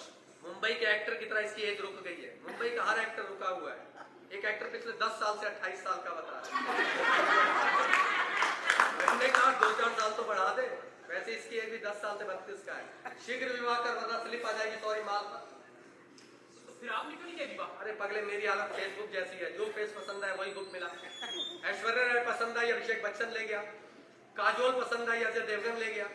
कैटरीना कैफ के लिए सलमान खान और मेरे में युद्ध जारी था, विक्की कौशल बाजी मार गया। फिर मैंने सोचा ये बड़ी बड़ी हीरोइनें मुझ फक्कर फकीर से तो सेट होंगी नहीं। फिर कोरोना काल में मैं कोविड पॉजिटिव हुआ, एक नर्स में मेरा दिल आ गया। वैसे एलोपैथ आयुर्वेदिक दोनों अपनी जगह सही है, मगर एलोपैथ में एक ही कमी है, जो हॉस्पिटल में नर्स को सिस्टर बुलवाते हैं। अब मेरा उस पर दिल आ गया था, सिस्टर तो बोल नहीं सकता था, तो मैंने कहा नर्स तुमने मेरा दिल चुरा लिया। नर्स फौरन बोली सॉरी सर हमने आपकी किडनी चुराई है। उस दिन के बाद मेरा दुनियावी प्यार से भरोसा उठ गया। फिर मैं परमात्मा के प्रेम में मग्न होकर निश्चिंत निस्वार्थ प्रेम करता रहा। वैसे समय का उदाहरण मैं तुम्हें विवाह से दूंगा। अगर कोई पति अपनी पत्नी का हाथ लेकर समंदर किनारे बैठा हो तो समय बड़ा धीरे कटेगा, क्योंकि दुख में समय धीरे कटता है। वही हाथ अगर प्रेमिका का होगा तो समय हवा की तरह उड़ जाएगा, क्योंकि सुख में समय हवा की तरह उड़ता है। अगर पत्नी भी प्रेमिका और दोस्त जैसी हो जाए तो वहां भी समय हवा की तरह उड़ सकता है। हालांकि यह संभव है, क्योंकि मियां बीवी का रिश्ता साइकोलॉजिकल होता है। साइको बीवी होती है, लॉजिकल पति होता है। के लिए मिलते हैं, बहुत अच्छा लगता है। जैसे विवाह हो जाता है 3 महीने तक लड़का लड़की से कहता है मेरी चंद्रमुखी। 6 महीने में फेसबुक एंड व्हाट्सएप के कारण खटसप हो जाती है तो कहता है सूर्यमुखी। 9 महीने में बच्चा निकलता है ज्वालामुखी, और 1 साल बाद दोस्तों दुखी दुखी। हाँ, लेकिन पति पत्नी के जीवन में ध्यान और प्रेम की गहराई और समझ हो तो जीवन आनंद पूर्वक व्यतीत हो सकता है। उदाहरण के लिए रामकृष्ण परमहंस और मां शारदा। लेकिन आजकल की आधुनिक पत्नियां 364 दिन वार करती है, अचानक करवा चौथ के दिन प्यार करती है। 364 दिन जीने नहीं देती, करवा चौथ रखकर मरने नहीं देती। 364 दिन कांग्रेस और आपके चुनाव चिन्ह से स्वागत करती है, थप्पड़ और झाड़ू से। अचानक करवा चौथ के दिन भाजपा का चुनाव चिन्ह कमल का फूल पकड़ा देती है। हाँ, फूल से याद आया, ये जो वैलेंटाइंस डे होता है 14 फरवरी को, अगर मेरा बस चले तो मैं 1 अप्रैल को मनाऊं, क्योंकि लड़की मान गई तो कूल, वरना कह देंगे दीदी अप्रैल फूल। हाँ, फूल से याद आया, शादी से पहले मेरी कुछ प्रेमिकाएं थी, वाइफ नहीं है खुल के बोल सकता हूं। प्रेमिकाओं को मैं फूल गिफ्ट देता था, मुझे फूलों से प्रेम है और पक्षियों से भी मुझे प्रेम है। पक्षी भी गिफ्ट देता था, तोता, मैना, कबूतर। शादी के बाद एनिवर्सरी पे पत्नी ने गिफ्ट मांगा, अब फूलों में मुझे गोभी का फूल दिखे और पक्षियों में मुझे उल्लू दिखे। मैं खरीद के ले आया, पत्नी को गिफ्ट दिया, प्रेमिकाएं खुश होती थी, पत्नी भड़क गई, इस घर में एक ही उल्लू रहेगा। समझे नहीं, कल हंसोगे 3 बार। हाँ,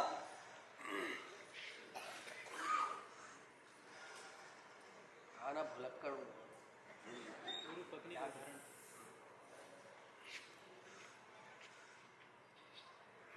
और दोस्तों, एक बार मेरी पत्नी से बहस हो गई। वो पत्नी क्या जिससे लड़ाई ना हो, तो पत्नी पर, और ये तुलसी बाबा ने दोहा जो बोला है आजकल बड़ा विवादित चल रहा है रामचरितमानस का, तुलसी बाबा ने बहुत गहरे अर्थों में बोला है, उसका अर्थ बहुत गहरा है, लेकिन कुछ तथाकथित साधु संतों ने उसका अर्थ बिगाड़ दिया।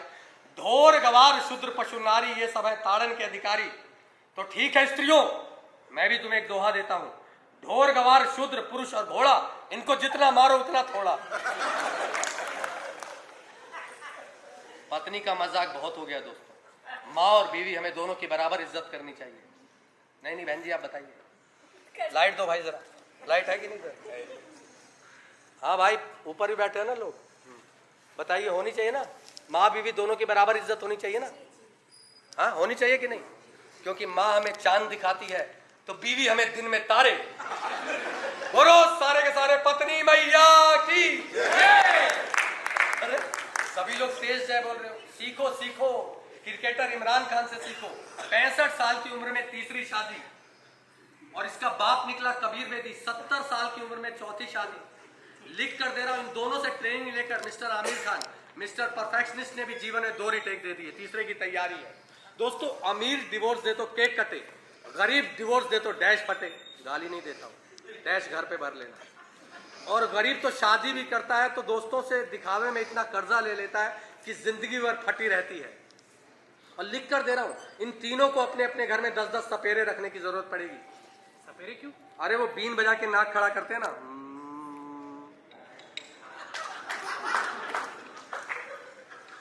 और दोस्तों, इस महंगाई के समय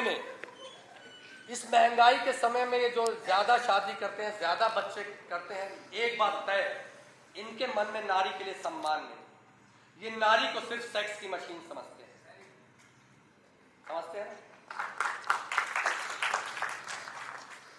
ये नारी को सिर्फ सेक्स की मशीन समझते हैं। और तुलसीदास का मैंने वो दोहा बोला जो अभी मैंने बात की थी।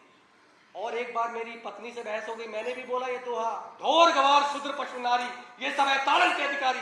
पत्नी पलट कर बोली, इसमें से मैं तो सिर्फ नारी हूं, बाकी 4 तो आप हैं।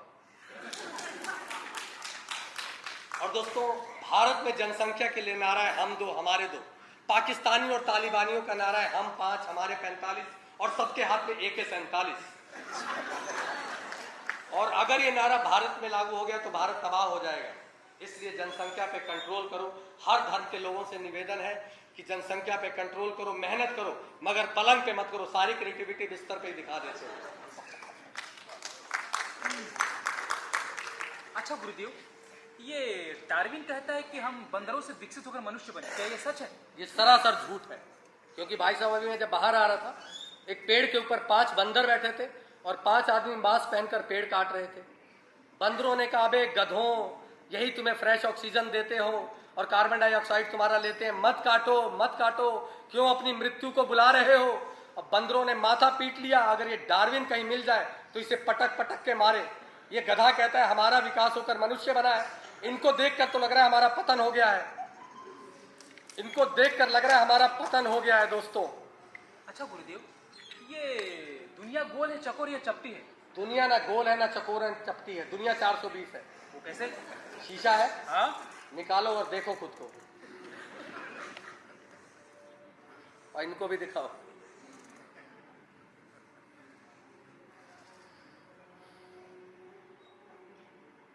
वक्त एक ऐसा सौदागर है जो जवानी का लालच देकर बचपना ले गया, अमीरी का लालच देकर जवानी ले गया, आत्मा परमात्मा का लालच देकर बुढ़ापा ले गया। इसलिए समय होता ही नहीं है। ध्यानी समय होता ही नहीं। ध्यानी के लिए ध्यानी समय अतीत हो जाता है। फिर मैं क्या पढ़ूं, कैसे सुनूं और कैसे जीवन जीऊं कि मुझे परमात्मा रूपी अमृत मिले? परमात्मा कोई शब्द नहीं है जो तुम्हें किसी किताब से मिलेगा। परमात्मा कोई मूर्ति नहीं है जो तुम्हें मंदिर में मिलेगी। परमात्मा कोई व्यक्ति नहीं है जो तुम्हें समाज में मिलेगा। परमात्मा जीवन है और वो तुम्हें तुम्हारे भीतर ही मिलेगा। इसलिए पढ़ो आकाश को, क्योंकि आकाश ही पढ़ने योग्य है। वही शास्त्र है। सुनो शून्य को, क्योंकि शून्य ही महामंत्र है। जियो मृत्यु में, क्योंकि मृत्यु में जीना ही परमात्मा रूपी अमृत है। पानी में मीन पियासी, मोहे देखत आवे हासी, मोहे देखत आवे हासी। पानी में मीन पियासी, आत्म ज्ञान बिना सब सूना, क्या काबा क्या काशी, मोहे देखत आवे हासी। पानी में नीम पियासी, मोहे देखत आवे हासी। मृग के नाभि बसे कस्तूरी, मृग के नाभि बसे कस्तूरी, बन बन भटके वासी, मोहे देखत आवे हासी। पानी में नीन पियासी, पानी में नीन पियासी। कहे कबीर सुनो भाई साधो, कहे कबीर सुनो भाई साधो, सहज मिले अविनाशी, मोहे देखत आवे हासी। पानी में नीन पियासी, मोहे देखत आवे हासी। पानी में नीन पियासी।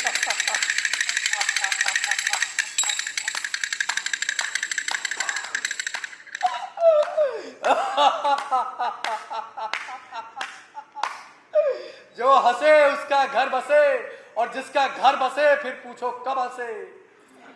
जो घर बारे आपना चले हमारे संग। गुरुदेव!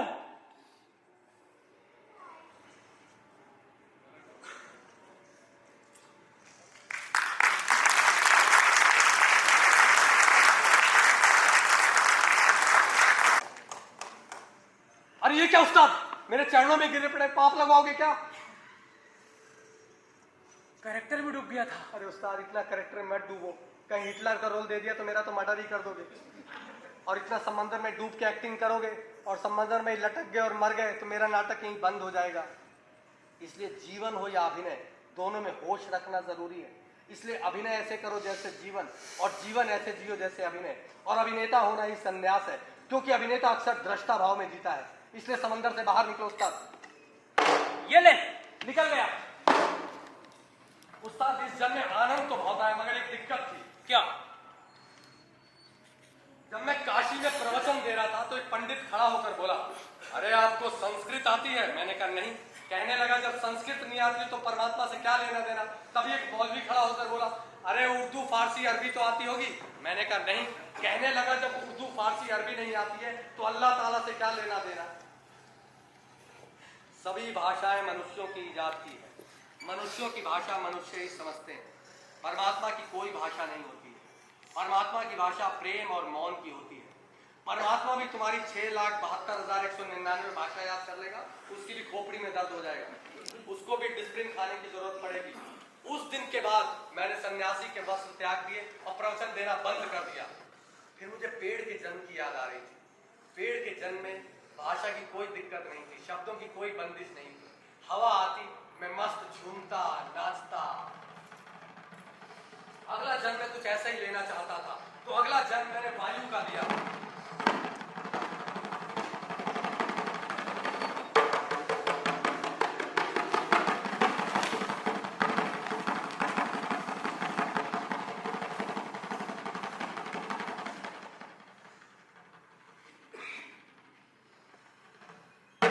उस्ताद, इस जन्म में भी एक दिक्कत थी। क्या?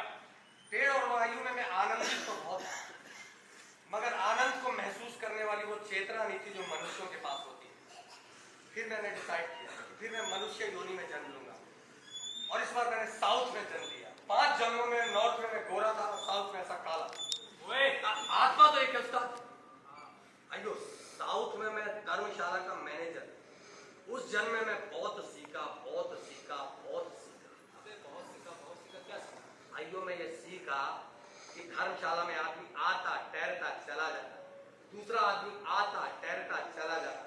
तीसरा आदमी आता, ठहरता, चला जाता। अबे आता ठहरता चला जाता, आता ठहरता चला जाता, आगे बोल। यही कि ये पूरा पृथ्वी भी धर्मशाला।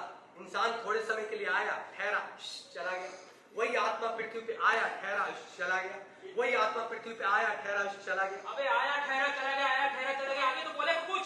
यही, जब जाने को तो काय को टेंशन देने का, चिंता चिता समान है। उस जन्म में मैं ये सीखा। इसलिए जीवन के हर क्षण को आनंद से जीने का। लेकिन दोस्तों, जीवन के हर क्षण को आनंद से कैसे जीने का, मैं बड़ा सोच विचार किया। अगला जन्म में किसमें लूं? अगला जन्म मैंने रंगकर्मी की कोख से लिया। जब मैं मंच पर बड़ी बड़ी स्पीच बोलता था,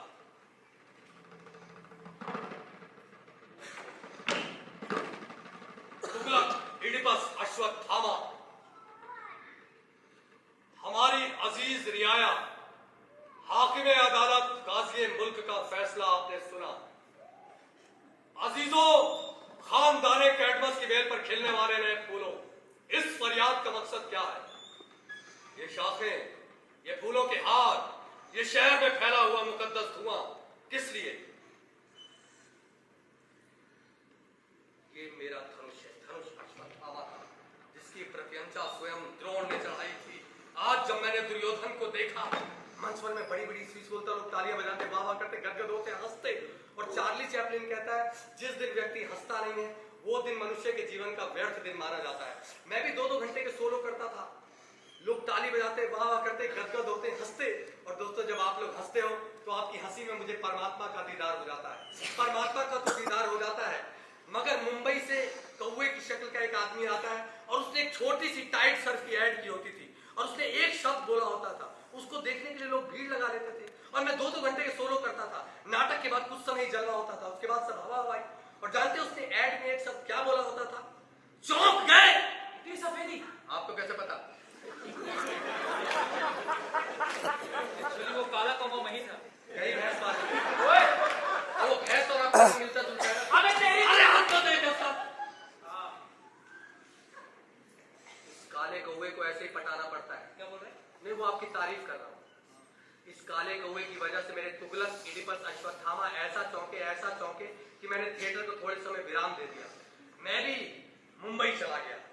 अब मुंबई में मुझे कुछ कपड़े तो सिलवाने होंगे मुंबई जाने के लिए, वरना वैसे थिएटर वाले को पनवाड़ी, मोची, धोबी, नाई के कैरेक्टर मिलते हैं। तो मैं चेंज कर लेता हूँ मुंबई के लिए। जय हो मुंबई नगरिया। ई है मुंबई नगरिया, तू देख बबुआ। चश्मा नहीं रखा? चश्मा तो नहीं गुरु। किसी पे काला चश्मा होगा? है किसी पे काला चश्मा? अरे है किसी पे? ऑडियंस से पूछ रहा हूँ। चलो इमेजिनरी मान ले। तू देख बबुआ। नमस्ते, आप वो भेज का जो ताला खुलवा बैग में से किसी से मंगवा दीजिए, मैं कर रहा हूँ जब तक पहुँचता। मेरा लाल बैग होगा अभी सामने गया। हाँ, चलो मान लेना मैंने क्या बात है?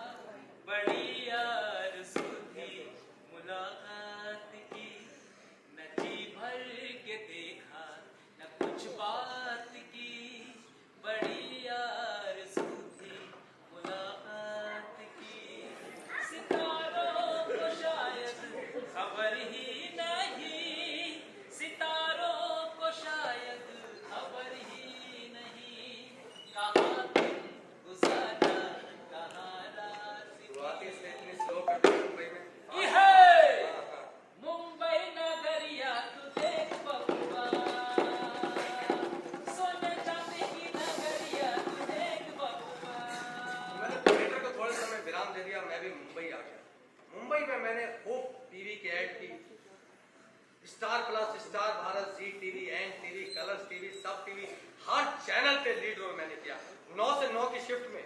हालांकि एक सीरियल में मैं कर रहा था राम बच्चन करो, लेकिन खुद को समझने लगा अमिताभ बच्चन। मैं किसी से सीधे मुंह बात नहीं करता था। बहुत ज्यादा चाय है, पानी है, क्या दुनिया आर्टिस्टों में छाता लगा रखा, इधर लगाओ। इतना अहंकार आ गया था, ईगो से मुझे ऐसे चलना पड़ता था। उसकी वजह से मेरी छाती टाइट हो गई, मुझे झुकने में भी दिक्कत आने लगी, क्योंकि 9 से 9 मुझे मेंटेन करना पड़ता था। ऐसे चलते चलते मेरी छाती अकड़ चुकी थी। लेकिन जैसे ही 9 से 9 की शिफ्ट खत्म होती थी, मैं स्टूडियो से बाहर निकलता था, मुझे कुत्ता भी नहीं पहचानता था। हर कुछ लोग मुझे कैरेक्टर के नाम से जानते थे। मुझे फ्रस्ट्रेशन आने लगा, ये लोग मुझे मेरे पर्सनल नाम से क्यों नहीं जान रहे। मनोज मिश्रा, मुझे नाम आकाश में क्रिएट करना था। मुझे मेरे होर्डिंग बॉलीवुड में नहीं हॉलीवुड में देख लेते। मेरे अंदर फ्रस्ट्रेशन आने लगा। और एक बार मुझे फिल्म फेयर अवार्ड का पास मिला। अमिताभ बच्चन, शाहरुख खान, सलमान खान, अक्षय कुमार, अजय देवगन, करीना कैफ, करिश्मा कपूर, करीना कपूर, बड़े बड़े स्टारों के सामने सीरियल में इतने लीड रोल करने के बावजूद भी मैं खुद को जूनियर आर्टिस्ट फील कर रहा था। उस दिन मैंने डिसाइड किया कि मैं टीवी कभी नहीं करूंगा, मैं भी बड़ी बड़ी फिल्में करूंगा बड़े बड़े एक्टरों के साथ। किस किस एक्टर्स के साथ? अरे ऊपर आका नीचे काका रे। राजेश खन्ना के साथ? अरे हाँ रे, चल बजा रे। जय शिव शंकर, काटा लगे न कंकर, के प्यारा तेरे नाम को पिया।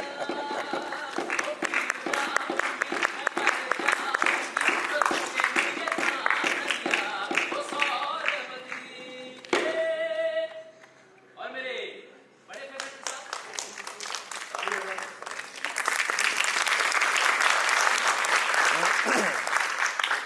रुश्ते में तो हम तुम्हारे बाप होते हैं, नाम है शहंशाह। अपन जहां से खड़े हो जाते हैं लाइन वहीं से शुरू होता है, और अपन का बेटा जहां से खड़ा होता है वहां से लाइन खत्म हो जाती है।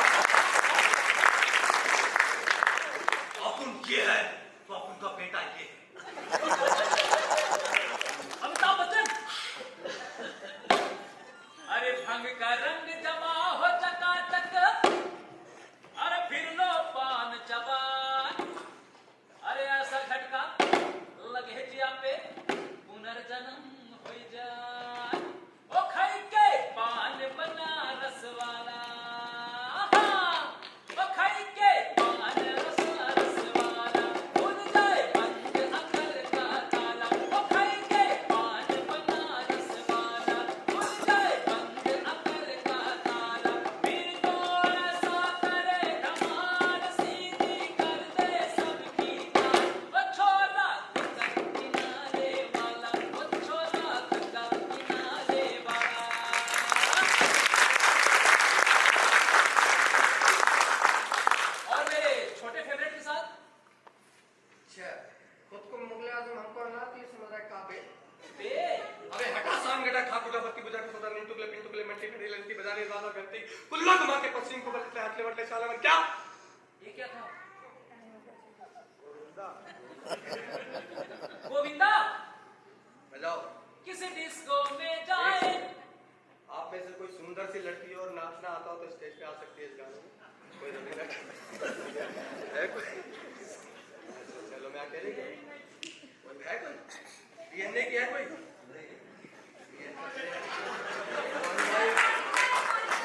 अंधायुग में धनुष तोड़ रहे हैं क्या उधर अच्छा चलो बजाओ गुरु अकेले करते हैं किसी डिस्को में जाए किसी होटल में खाए कोई देख लेना हमें यहाँ कहीं घूम के आए चलो इश्क लड़ाए चलो इश्क लड़ाए चलो इश्क लड़ाए चलो इश्क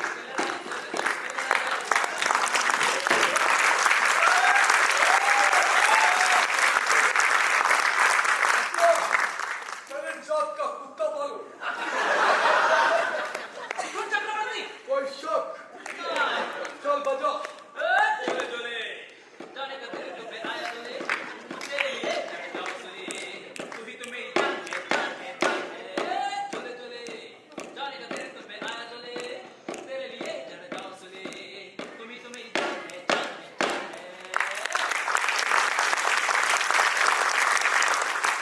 कुत्ते में तेरा खून पी जाऊंगा धर्मेंद्र माजी हाँ चल बजा ये जटिया मल्ला पगला दीवाना ये जटिया मल्ला पगला दीवाना ओ बाबा इसका तेरा गाना ए ओ मैनू प्यार करती है साडे ते ओ करती है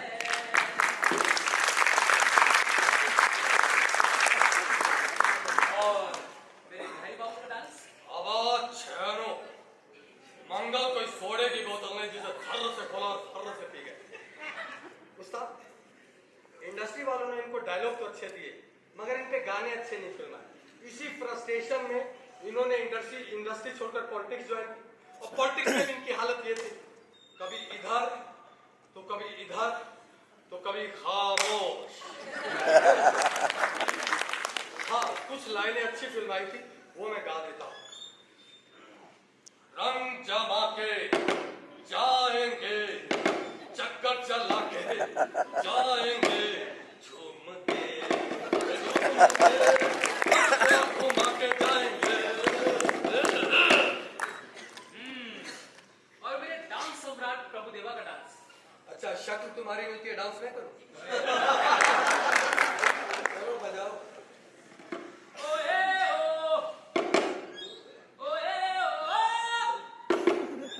ओए ओ ओए ओ काला कामला लला ओ लला कामला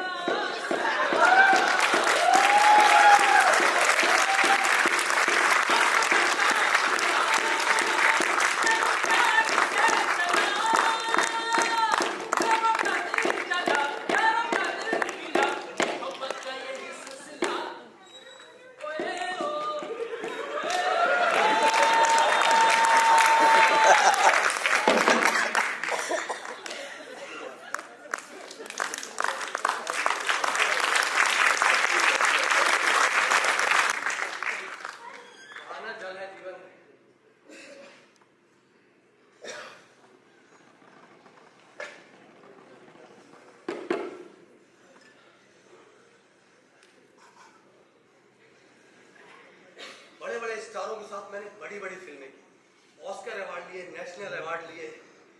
लंदन, अमेरिका, इंग्लैंड, इंडिया में मेरे होटल थे, रेस्टोरेंट थे, फ्लैट थे, हर जगह हवाई जहाज थे मेरे, कारें थी, और हर तरीके का खाना खा लिया, हर तरीके की शराब पी ली, हर तरीके के लड़के के साथ संभोग कर लिया। अरबों खरबों की मेरी प्रॉपर्टी थी। उसके बाद भी मैं अंदर से गरीब का गरीब महसूस करता था। और ये शायद ये काला चश्मा मैं इसीलिए पहनता था कि लोग मेरे आंखों के अंदर से मेरी गरीबी ना झांक ले। मैं रात को सोते वक्त भी काला चश्मा पहनता था। मैं अपने आप से डरने लगा कि बाहर का सब कुछ होते हुए मैं भीतर से कंगाल का कंगाल क्यों, कि अचानक एक एनलाइटन मास्टर का उदय मेरे जीवन में हुआ और उसकी नजरों का एक पल का मिलना। इंडस्ट्री के सारे नाम, धन, दौलत, पद, प्रतिष्ठा एक तरफ, तेरा एक नजर हमें देखना बाखुदा नवाज से कम देख रहे हैं। अजीब सिलसिला है मुर्शिद की मोहब्बत का, ना उसने कैद में रखा नाम रिहा हो पाए। कमाल है मेरे मुर्शिद का, वार भी दिल पर रात भी दिल पर। क्यों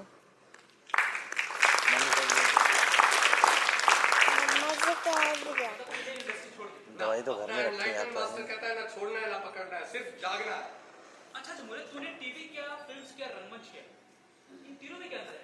इन तीनों में उस्ताद, टीवी में आदमी छोटा दिखता है, फिल्मों में आदमी बड़ा दिखता है, रंगमंच में आदमी आदमी दिखता है। मगर दोस्तों कैसा आदमी दिखता है? अब मेरा जब ये उस्ताद पैदा हुआ था तो फॉरनर जैसा गोरा था, दूध जैसा रंग था, बिल्कुल करीना कपूर टाइप। लेकिन जिस दिन रंगमंच ज्वाइन किया, लोगों से जल जल कर ऐसा कोयले जैसा काला हो गया। अरे डरो मत उस्ताद, जो रंगमंच में बाहर से गोरे हैं वो भीतर से काले हैं। अच्छा ये बता, ये वास्तविक रंगमंच क्या होता है? देखो रंगमंच है, तुम मेरी लाल कर मैं तेरी लाल करूं, जी कल तू रंगमंच। और वास्तविक रंगमंच एक सिद्धि है और मीडिया प्रसिद्धि। अगर सिद्धि प्रसिद्धि का एग्जांपल मैं तानसेन से देना चाहूंगा, ये मैंने सोलो में दिया था। कितने लोग तानसेन को जानते हैं? हाथ खड़ा करो। अरे मैं ऑस्ट्रेलिया में कर रहा हूँ क्या शो? और तानसेन के गुरु का क्या नाम है, कितने लोग जानते हैं? अच्छा कोई भी।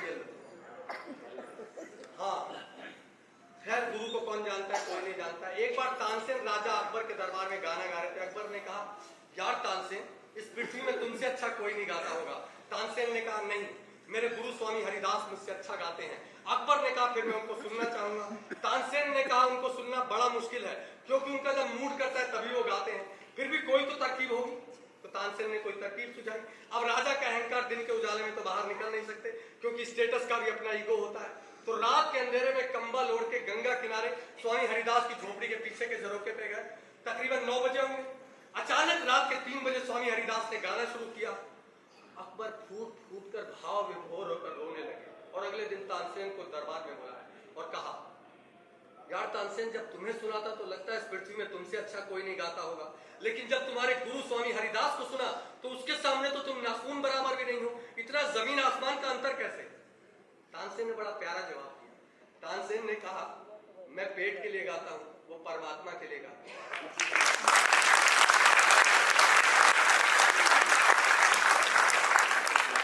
मुझे कुछ मिल जाए मैं इसके लिए गाता हूं, उनको कुछ मिल चुका है वो इसलिए गाते हैं। तानसेन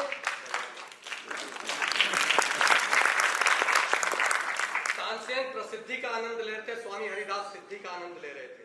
प्रसिद्धि का आनंद तो हर कोई ले लेता है दोस्तों, सिद्धि का आनंद लेना बड़ी बात है दोस्तों। और रंगमंच करना भी परमात्मा को पाने जैसी सिद्धि करने का कार्य है। क्योंकि जब मैं रंगमंच कर रहा था तो रंगमंच करते करते अचानक मैंने रामदास का पोथा उपन्यास किया और मेरा दृष्टा भाव जग गया और अगला जन्म मेरा भगवान का हो गया। भगवान का? हाँ उस्ताद, मैं आकाश लोक में बैठा, उर्वशी मेनका मेरे सामने नृत्य करती और मैं सोमरस पीता रहता। ये सोमरस क्या होता है? पृथ्वी पे जिसको विस्की, वाइन और रम कहते हैं, ऊपर उसे सोमरस कहते हैं। और कितना सोमरस पीऊंगा, कितना नृत्य देखूंगा, बोर होने लगा। क्योंकि पृथ्वी में एक जन्म में रंगकर्मी था, दारू पी पी कर बेवड़ा हो गया था। और यहाँ मैं ज्यादा सोमरस पीऊंगा, बेवड़ा हो गया, आकाश से पृथ्वी पे गिरा तो बचूंगा भी नहीं। और पृथ्वी पे तो 2 घंटे अखबार से निकल जाते हैं, 5-6 घंटे फेसबुक व्हाट्सएप से निकल जाते हैं, 5-6 घंटे फोन सुनने बतियाने में निकल जाते हैं, 3-4 घंटे औरतों की चुगली करने में निकल जाते हैं, 2-3 घंटे घूमने फिरने में निकल जाते हैं। जिंदगी कब हाथ से निकल जाती है, कब मौत आ जाती है, पता ही नहीं चलता। आकाश लोक पे तो ना अखबार था, ना फोन था, ना कार थी, ना बाइक थी, ना मोटरसाइकिल थी। मैं बोर होने लगा तो सोचा पृथ्वी का भ्रमण करूं। देखा कहां भ्रमण करूं।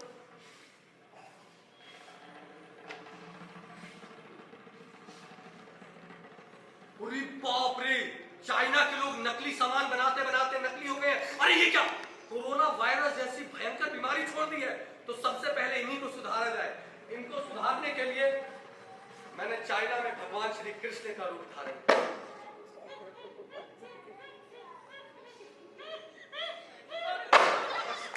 अरे ये क्या, एक आदमी ने बांसुरी फेंकी, फिर मैंने आसपास नजर दौड़ाई, अरे यहाँ तो कृष्ण भगवान का फैशन ही नहीं है, यहाँ तो लाओ से च्वांगसू बोधि और बुद्धा का फैशन है। फौरन मैंने गेटअप चेंज किया, बुद्धा का रूप धारण किया, जैसा देश वैसा भेष, और मैंने चाइनीज बुद्धा का रूप धारण किया। क्योंकि हर आदमी अपनी शक्ल का परमात्मा बनाता है, जानवर बनाएंगे तो अपनी शक्ल में बनाएंगे। तो वहां का प्रेसिडेंट जिनपिंग मुझसे मिलने आया। जिनपिंग नहीं, जिनपिंग। अरे वो जिनपिंग ही है, पिग मतलब सुअर, जिन मतलब राक्षस, वो सुअरों का राक्षस है। वो आया, कहने लगा, ओ गॉड, आपका बनाया पृथ्वी बहुत अच्छा है, बस पाकिस्तान का नामो निशान मिटा दो।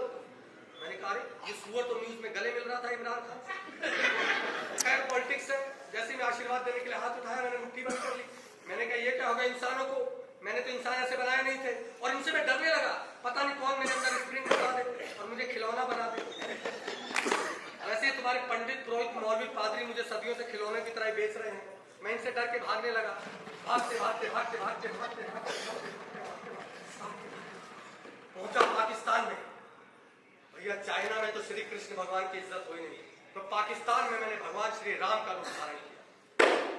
भर दो झोली मेरी या मोहम्मद, तेरे दर से न जाऊंगा खाली। लाहौर का हुकूमत काफिरों को देता। अरे क्या, एक आदमी ने मेरा धनुष तोड़ दिया। फिर मैंने आसपास नजर दौड़ाई, अरे बाप रे, यहाँ तो राम नाम लेने से ही काट डालते हैं। फौरन मैंने गेटअप चेंज किया, जैसा देश वैसा भेष। हर देश का परमात्मा अलग है, हर आदमी का परमात्मा अलग है। तो मैंने फौरन गेटअप चेंज किया, तो वहां का वजीर आलम इमरान खान, और ये तो और बड़ा सुअर था, ये आया, कहने लगा, या पीर पैगंबर, आपकी तो डायरेक्ट अल्लाह ताला से बात है, तो अल्लाह ताला को हमारा एक संदेश दे दो। क्या संदेश देना है? अल्लाह ताला से कह दो, आपका बनाया जहां बहुत खूबसूरत है, बस यहाँ से चाइना का नामो निशान मिटा दो। मैंने कहा, अरे ये भी न्यूज में गले मिल रहा था, पॉलिटिक्स है। जैसे मैं आमीन बोलने वाला था, मेरे होठ चिपक गया। मैंने कहा, ये क्या हुआ इंसानों को, मैंने तो इंसान ऐसे बनाए नहीं थे, मैंने तो इंसानों के अंदर मोहब्बत भरी थी, ये इतना नफरत का जहर कहां से आ गया? और इनसे तो और ज्यादा मैं डरने लगा, पता नहीं कौन आतंकवादी बम से उड़ा दे। भाई साहब, 300 साल में आकाश लोक में जन्नत का मैनेजर था, मैंने एक आतंकवादी को भूल से जन्नत में एंट्री नहीं दी। सॉरी, भूल से 2 आतंकवादियों को दे दी थी। पहला आतंकवादी आया, कोट पैंट टाई पर कर, कहने लगा, मैंने 72,000 काफिरों को बम से उड़ाया, मुझे 72 हुए चाहिए। मैंने कहा, 72 हुए के साथ तू कोट पैंट टाई में क्या करेगा? कोट पैंट टाई उतार क्या? वो नंगा होके आया, मैंने 72 बर्फ की सिल्लियां मंगाई और उसको नंगा लिटाया, और जन्नत की सरदारनी को कहा, लगा इसको 72 कोड़े। उसने 72,000 कोड़े लगा दिए। मैंने कहा, तुझे मैंने 72 कोड़े बोला था, तूने 72,000 कोड़े क्यों लगा दिए? कहने लगी, ये कमबख्त, मुझे पृथ्वी पे भी यही मिला था और यहाँ भी यही मिला है। ये ताला लगाकर जाता था, सुबह और रात को आता था, ताला खोलता था, और मैं दिन रात इबादत करती थी, तो मुझे इबादत का सिला मिला था ये जन्नत, और ये बेगुनाहों की हत्या का इसको चाहिए 72 हुए, इसलिए मैंने 72,000 कोड़े लगाए। और वो सदियों से चिल्ला रहा है, कोई जन्नत हुए नहीं है भैया, कोई इंसानियत और प्रेमी एकमात्र धर्म है, लेकिन उसकी आवाज कोई नहीं सुन रहा है। और इस आतंकवादी ने पीछे पलट कर देखा, उसकी बीवी थी, कहने लगा, ये जन्नत में है तो मुझे दोजख चाहिए। और दूसरा आतंकवादी ये सब देख रहा था, उसने कहा, भैया अगर ये जन्नत है तो मुझे दोजख चाहिए। दोजख यानी नरक। नरक में 3 सेक्शन बने हुए थे दोस्तों। पहला सेक्शन था, गरम तेल में कढ़ाई में लोग तले जा रहे थे, उसने कहा, नहीं ये नहीं चाहिए। दूसरा था, कीड़े आंख नाक मुंह पूरे शरीर में आर पार रेंग रहे थे, कहा ये भी नहीं चाहिए। तीसरा सेक्शन था, कमर तक लैट्रिन, पाखाना, मलमूत्र, हर जानवर की लैट्रिन भरी पड़ी कमर तक, और लोग खड़े होकर चाय, कॉफी, बियर, कोल्ड ड्रिंक पी रहे। उसने कहा, ये वाला ठीक है। अंदर घुसा, उसने बियर का ऑर्डर किया, जैसे बियर ली हाथ में, बैल बजी, टन, इंटरवल खत्म, सिर के बल खड़े हो जाओ।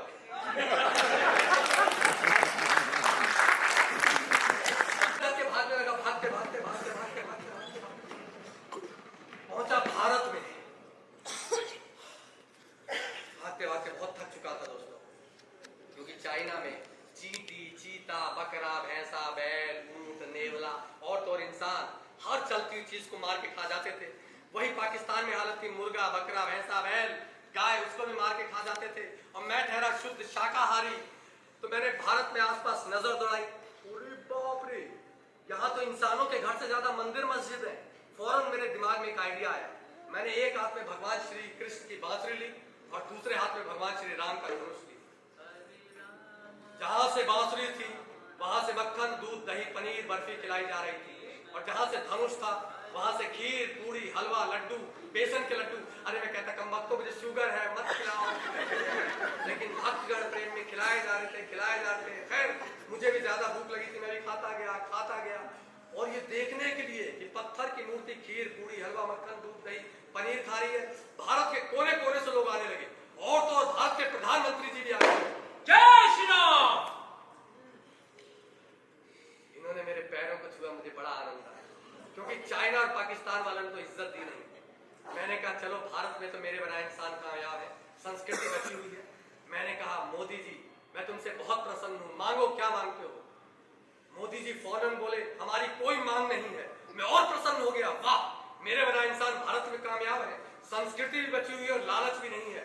और ये धनुष बाण और बांसुरी लिए मेरे कंधे दर्द हो गए, थोड़ी देर के लिए रख देता हूँ।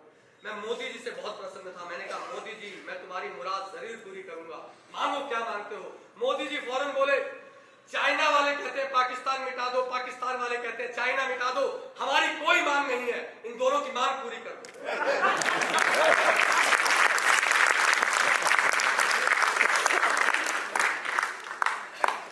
हंसने की बात नहीं है दोस्तों, रोने की बात है। आप सबकी हालत भी ऐसी ही है, हर आदमी एक दूसरे को मारने काटने पे लगा हुआ है। और एक बार मैं मंदिर, मस्जिद, गुरुद्वारे, चर्च के बाहर खड़ा था। एक भक्तगण ने मुझे पहचान लिया। करोड़ों में से कोई एक आध पहचान लेता है। क्या भगवान आप बाहर खड़े हो, भीतर क्यों नहीं आते। मैंने कहा सदियों से उन्होंने मुझे बाहर ही खड़ा कर रखा है, पता नहीं अंदर किसके लिए घंटियां बजा रहे हैं, किसके लिए अजाने दे रहे हैं। उस दिन के बाद से भगवान गायब है, आज तक किसी को नहीं मिल रहे। भगवान ने सोचा इंसान की आदत है बाहर बाहर ढूंढने की, क्यों ना मैं इंसान के भीतर छुप जाऊं। भगवान इंसान के भीतर छुप गए, लेकिन कबीर और मेरे जैसे लोग भी जो भीतर ही ढूंढते हैं। और कबीर ने कहा भी है मोह को कहां ढूंढे रे बंदे, मैं तो तेरे पास में, ना मंदिर में, ना मस्जिद में, ना काबा कैलाश में। और मैं भी तुमसे कहता हूं, मैं एक फकीर हूं, अपना अंदाज औरों से जुदा रखता हूं। तुम मंदिर मस्जिद में खुदा रखते हो, मैं दिल में खुदा रखता हूं।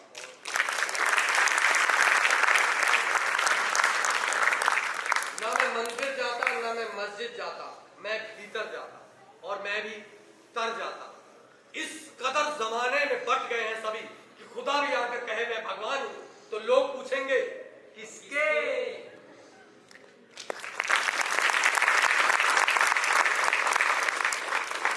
दोस्तों इंसान जितना ऊपर उठता है उतना ही नीचे गिरता है।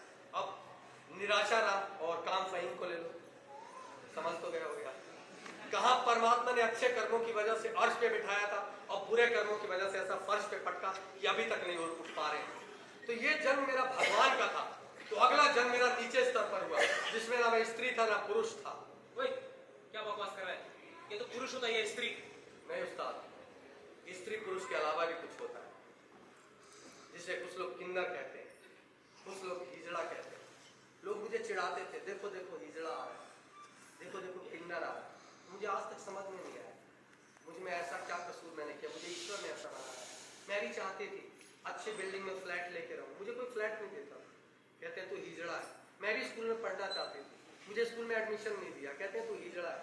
मैं भी डॉक्टर, इंजीनियर, वकील, जज बनना चाहती हूँ, मुझे किसी ने एडमिशन नहीं दिया, कहते हैं तू हिजड़ा है। मैं लोगों के घर जाती, कहती अपने घर में झाड़ू, कपड़ा धोने का, कुछ भी खाना बनाने का काम दे दो, मुझे किसी ने कोई काम नहीं। अब जब मेरे पास कोई चारा नहीं बचा तो बच्चों के छेदन, मुंडन, शादी विवाह में मैं नाचती गाती। लेकिन मुझे दुख तब होता था जब कुछ आदमी हमारा ही रूप धारण कर कर सड़कों में, ट्रेनों में भीख मांगते। और सबसे ज्यादा दुख मुझे तब होता था जब ये ख्याल आता था कि मेरे पास वो काम ऊर्जा नहीं है जिससे परमात्मा पाया जाता है। क्योंकि मेरे दोस्तों एक भी हिजड़ा एनलाइटेंड नहीं हुआ। खैर मैंने परमात्मा से सारी शिकायतें बंद कर दी, क्योंकि जब तक शिकवा शिकायत है समझो तुम ही खलनायक। मैं सर्व स्वीकार से नाचने गाने में आनंद ले रही हूँ। अरे तो ये जलवा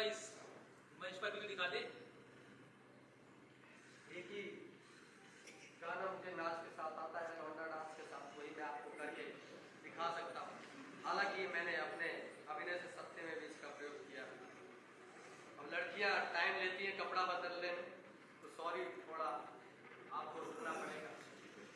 गाना लगा दे कोई जरा। लड़कियों को टाइम तो लगता ही है ना भाई।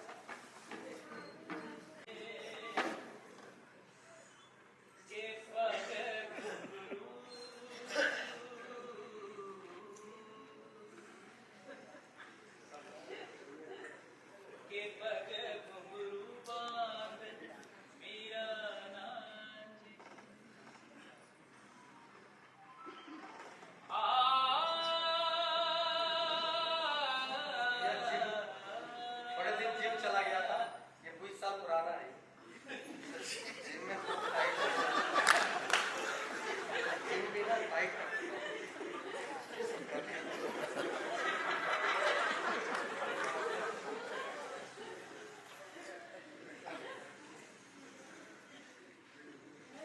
देखो आदमियों के दिमाग में कुछ गंदगी चल रही है। इसमें माँ को भी देख सकते हो, अगर आपकी नीयत ऐसी गंदी है तो वासना ही दिखेगी।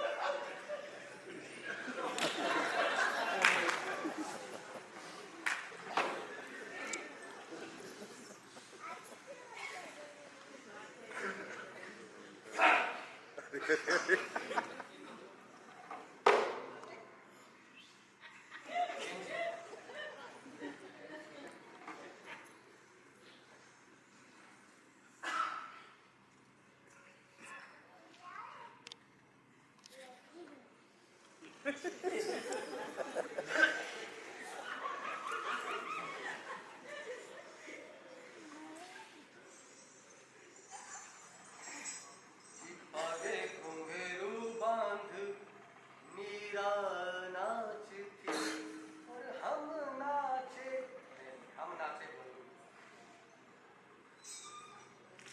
आगे घुंघरू बांध मीरा नाचती। ये देखो, ये आदमी जो आया था ना, आदमी आया था चाइनीज बन के आया था, उसकी आंखें यूं थी। जैसे ये वाला सीन आया ना, पूरे नाटक में यूं देख रहा था, जैसे ये सीन आया यूं वहां पे ऐसी बड़ी बड़ी कर ली इसी सीन में, क्योंकि वासना दुष्पूर है। भगवान बुद्ध कह के गए हैं, वासना कभी नहीं खत्म होती है।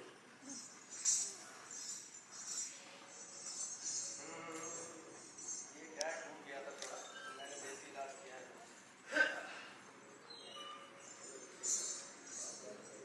हाँ, राजधानी में एक मेरा हमजुल्फ है, अरे चुपके से एक खत मुझे है लिखा। खत का मजमून सुनिए जरा गौर से। ला ला ला ला ला ला ला ला। अरे बोतल में मैं है, मैंने नशा है और मैं नशे में हूँ, और गम में मजा है और मैं मजे में हूँ। रतिया सना नना होए मोरे राजा, रतिया सना नना होए मोरे राजा।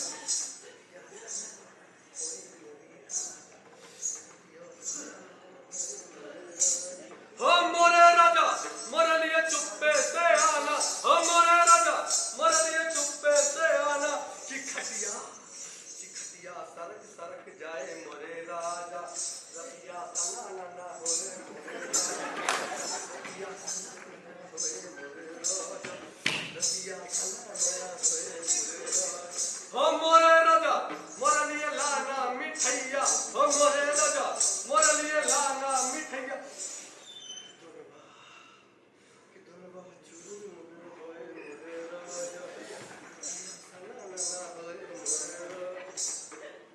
कितना आनंद ले रहे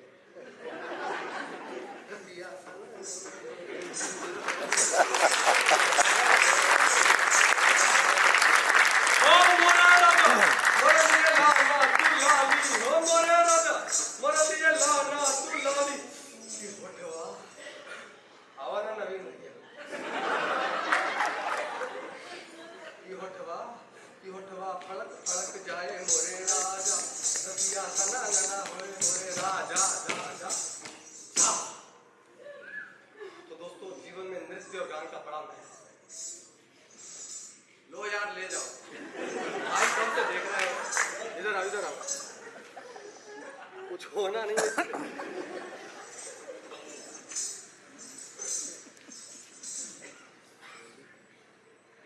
जीवन में नृत्य और गान का बड़ा महत्व है, क्योंकि नृत्य और गान के वक्त इंसान निर्विचार और निर्द्वंद होता है, और जैसे इंसान निर्विचार और निर्द्वंद होता है वहीं पर वो शून्य को प्राप्त होता है। शून्य और पूर्ण, ये एक ही सिक्के के दो पहलू हैं।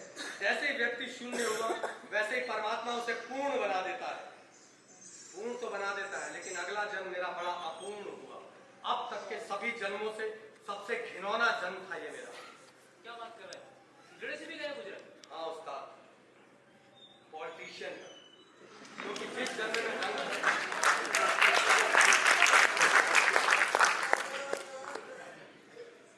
क्योंकि जब मैं राजनीतिज्ञ के घर में पैदा होते ही मैंने अपनी माँ को मार डाला।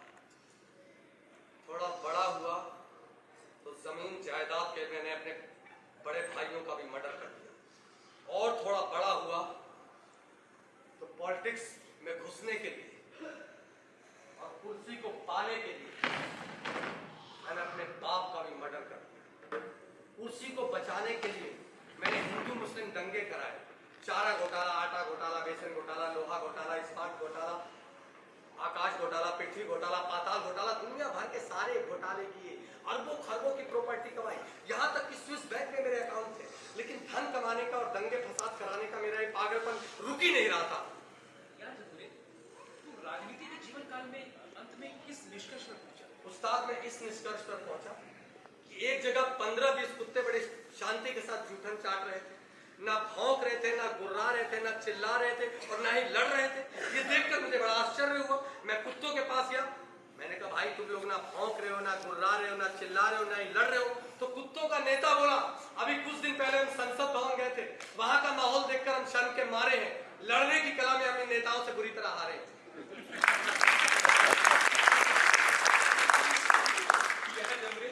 ऐसे ही मजेदार से कुछ और सुनाना। मजेदार सा तो मैं अभिनय से सत्य अपने सोलों में सुनाता हूँ पॉलिटिक्स को लेकर, इसमें मैं सटीक सुनाऊंगा। 1 और 1 मिलकर 2 हुए, ये हुआ गणित। 1 और 1 मिलकर 11 हुए, ये हुआ संगठन। 1 और 1 मिलकर 1 हुआ, ये हुआ प्रेम। 1 और 1 मिलकर 0 हुआ, ये हुआ अध्यात्म। 1 को 1 से ना मिलने दिया जाए, ये हुई कूटनीति, और 1 को 1 के विरोध में खड़ा कर दिया जाए, ये हुई राजनीति। तो दोस्तों,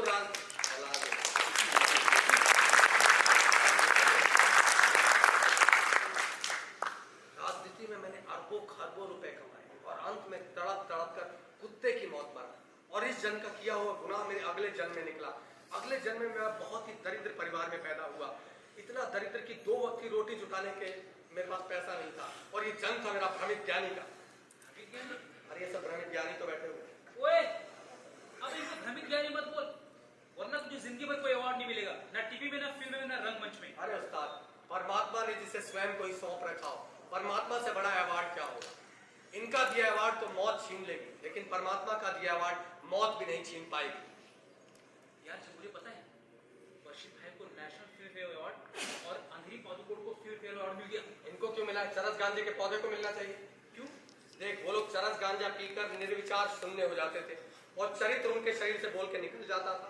तो अभिनय तो हुआ चरस गांजे का, इसलिए अवार्ड चरस गांजे को मिलना चाहिए। और रंगमंच में अवार्ड उसे मिलता है जिसके पीछे बड़े बड़े हाथी होते हैं। हाथी मतलब बड़े बड़े डायरेक्टर्स, पॉलिटिशियंस। लेकिन हम दोनों लवारिस हैं, कोई बात नहीं। जिसका कोई नहीं उसका तो खुदा है यारो। तो हमारे पास जब खुदा है तो हमें ऑस्कर अवार्ड मिलेगा। ओए, ऑस्कर अवार्ड नहीं, भी ऑस्कर अवार्ड बोलते हैं। अरे उसी ऑस्कर को हम हॉर्स पे लेने आएंगे।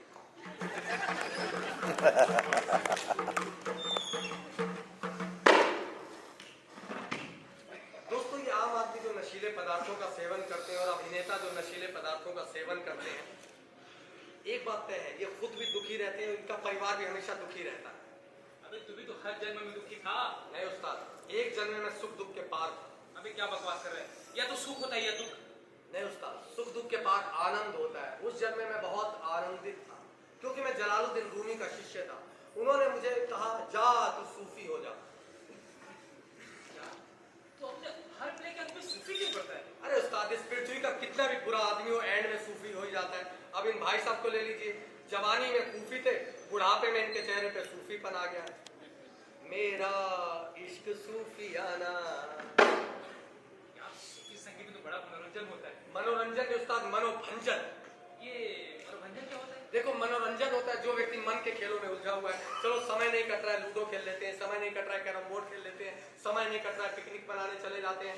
समय नहीं कट रहा है, चुगली कर लेते हैं। समय नहीं कट रहा है, कुछ बातें कर लेते हैं। समय नहीं कट रहा है, इधर उधर हाथ आते हैं। मतलब जहाँ समय की बर्बादी की जाती है वो हुआ मनोरंजन। अब मनोभंजन का अर्थ होता है जहाँ मन के पास आनंद ही आनंद होता है, और जब आनंद ही आनंद होता है तो वहाँ उत्सव, आनंद और नृत्य ही नृत्य होता है। वहाँ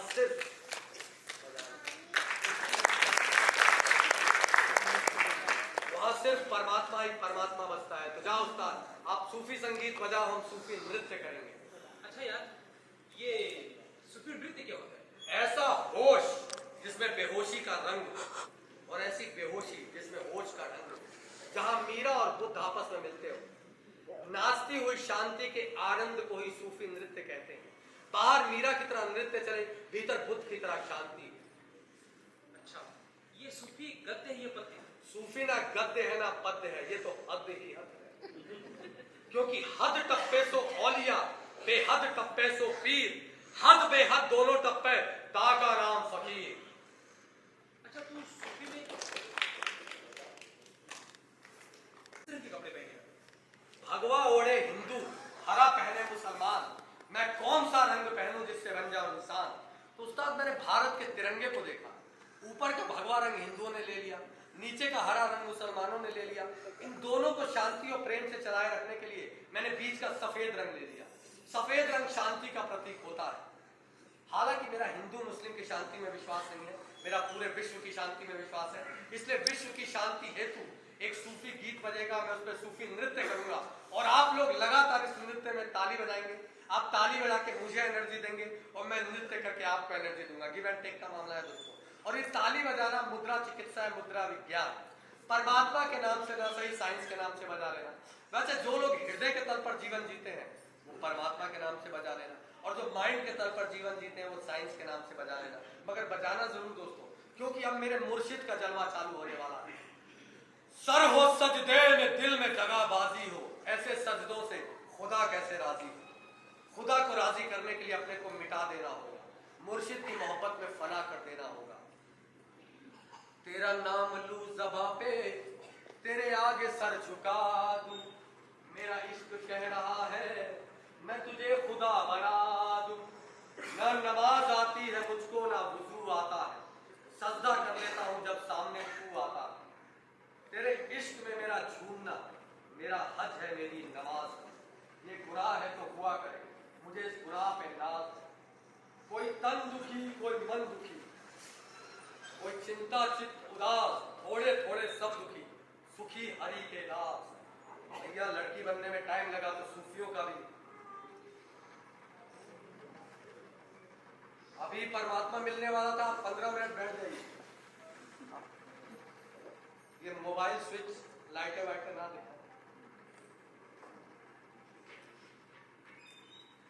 जिसे ध्यान मिल गया उसे भीतर का धन मिल गया, और जिसको समाधि मिल गई उसको सभी समस्याओं का समाधान मिल गया।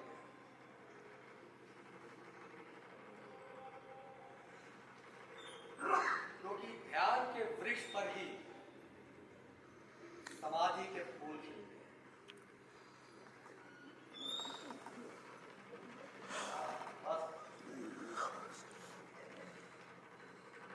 तेरा नाम लूं ज़बां से, तेरे आगे सर झुका, मेरा इश्क कह रहा है मैं तुझे खुदा बना दूं।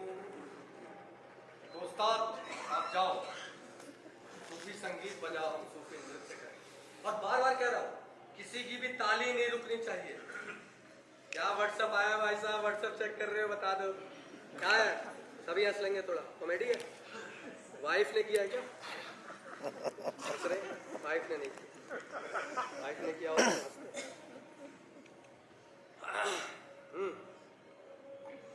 फुल आवाज करना, फुल।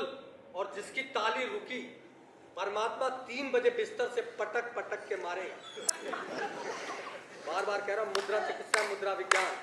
ताली बजाने से हिंदुओं में भजन कीर्तन में इसलिए तालियों का महत्व है। ताली बजाते बजाते तुम्हारी भीतर की ऊर्जा जगेगी। कीर्तन में तालियों का इसीलिए महत्व है। जिसकी ताली रुकी, परमात्मा तो देख ही रहा है, क्योंकि मैं तो गोल गोल घूम रहा हूँ, मैं तुम्हारे अंदर घुस के देखूंगा, ठीक है। ताली रुकनी नहीं चाहिए। और भैया म्यूजिक बिल्कुल लाउड फुल। मनोज परमात्मा मनोज चेयर पीछे कर दो, चेयर पीछे कर दो। तेरी बंदगी तो अलग रही, तेरा देखने न सवाब है। तसव्वुरात की महफिल सजाए बैठे हैं, तेरे ख्याल को जन्नत बनाए बैठे हैं। कसम खुदा की यही महसूस हो रहा है मुझे कि जैसे यार मेरे पास आए बैठे हैं। मैं रूबरू यार हूँ, क्या तुम ये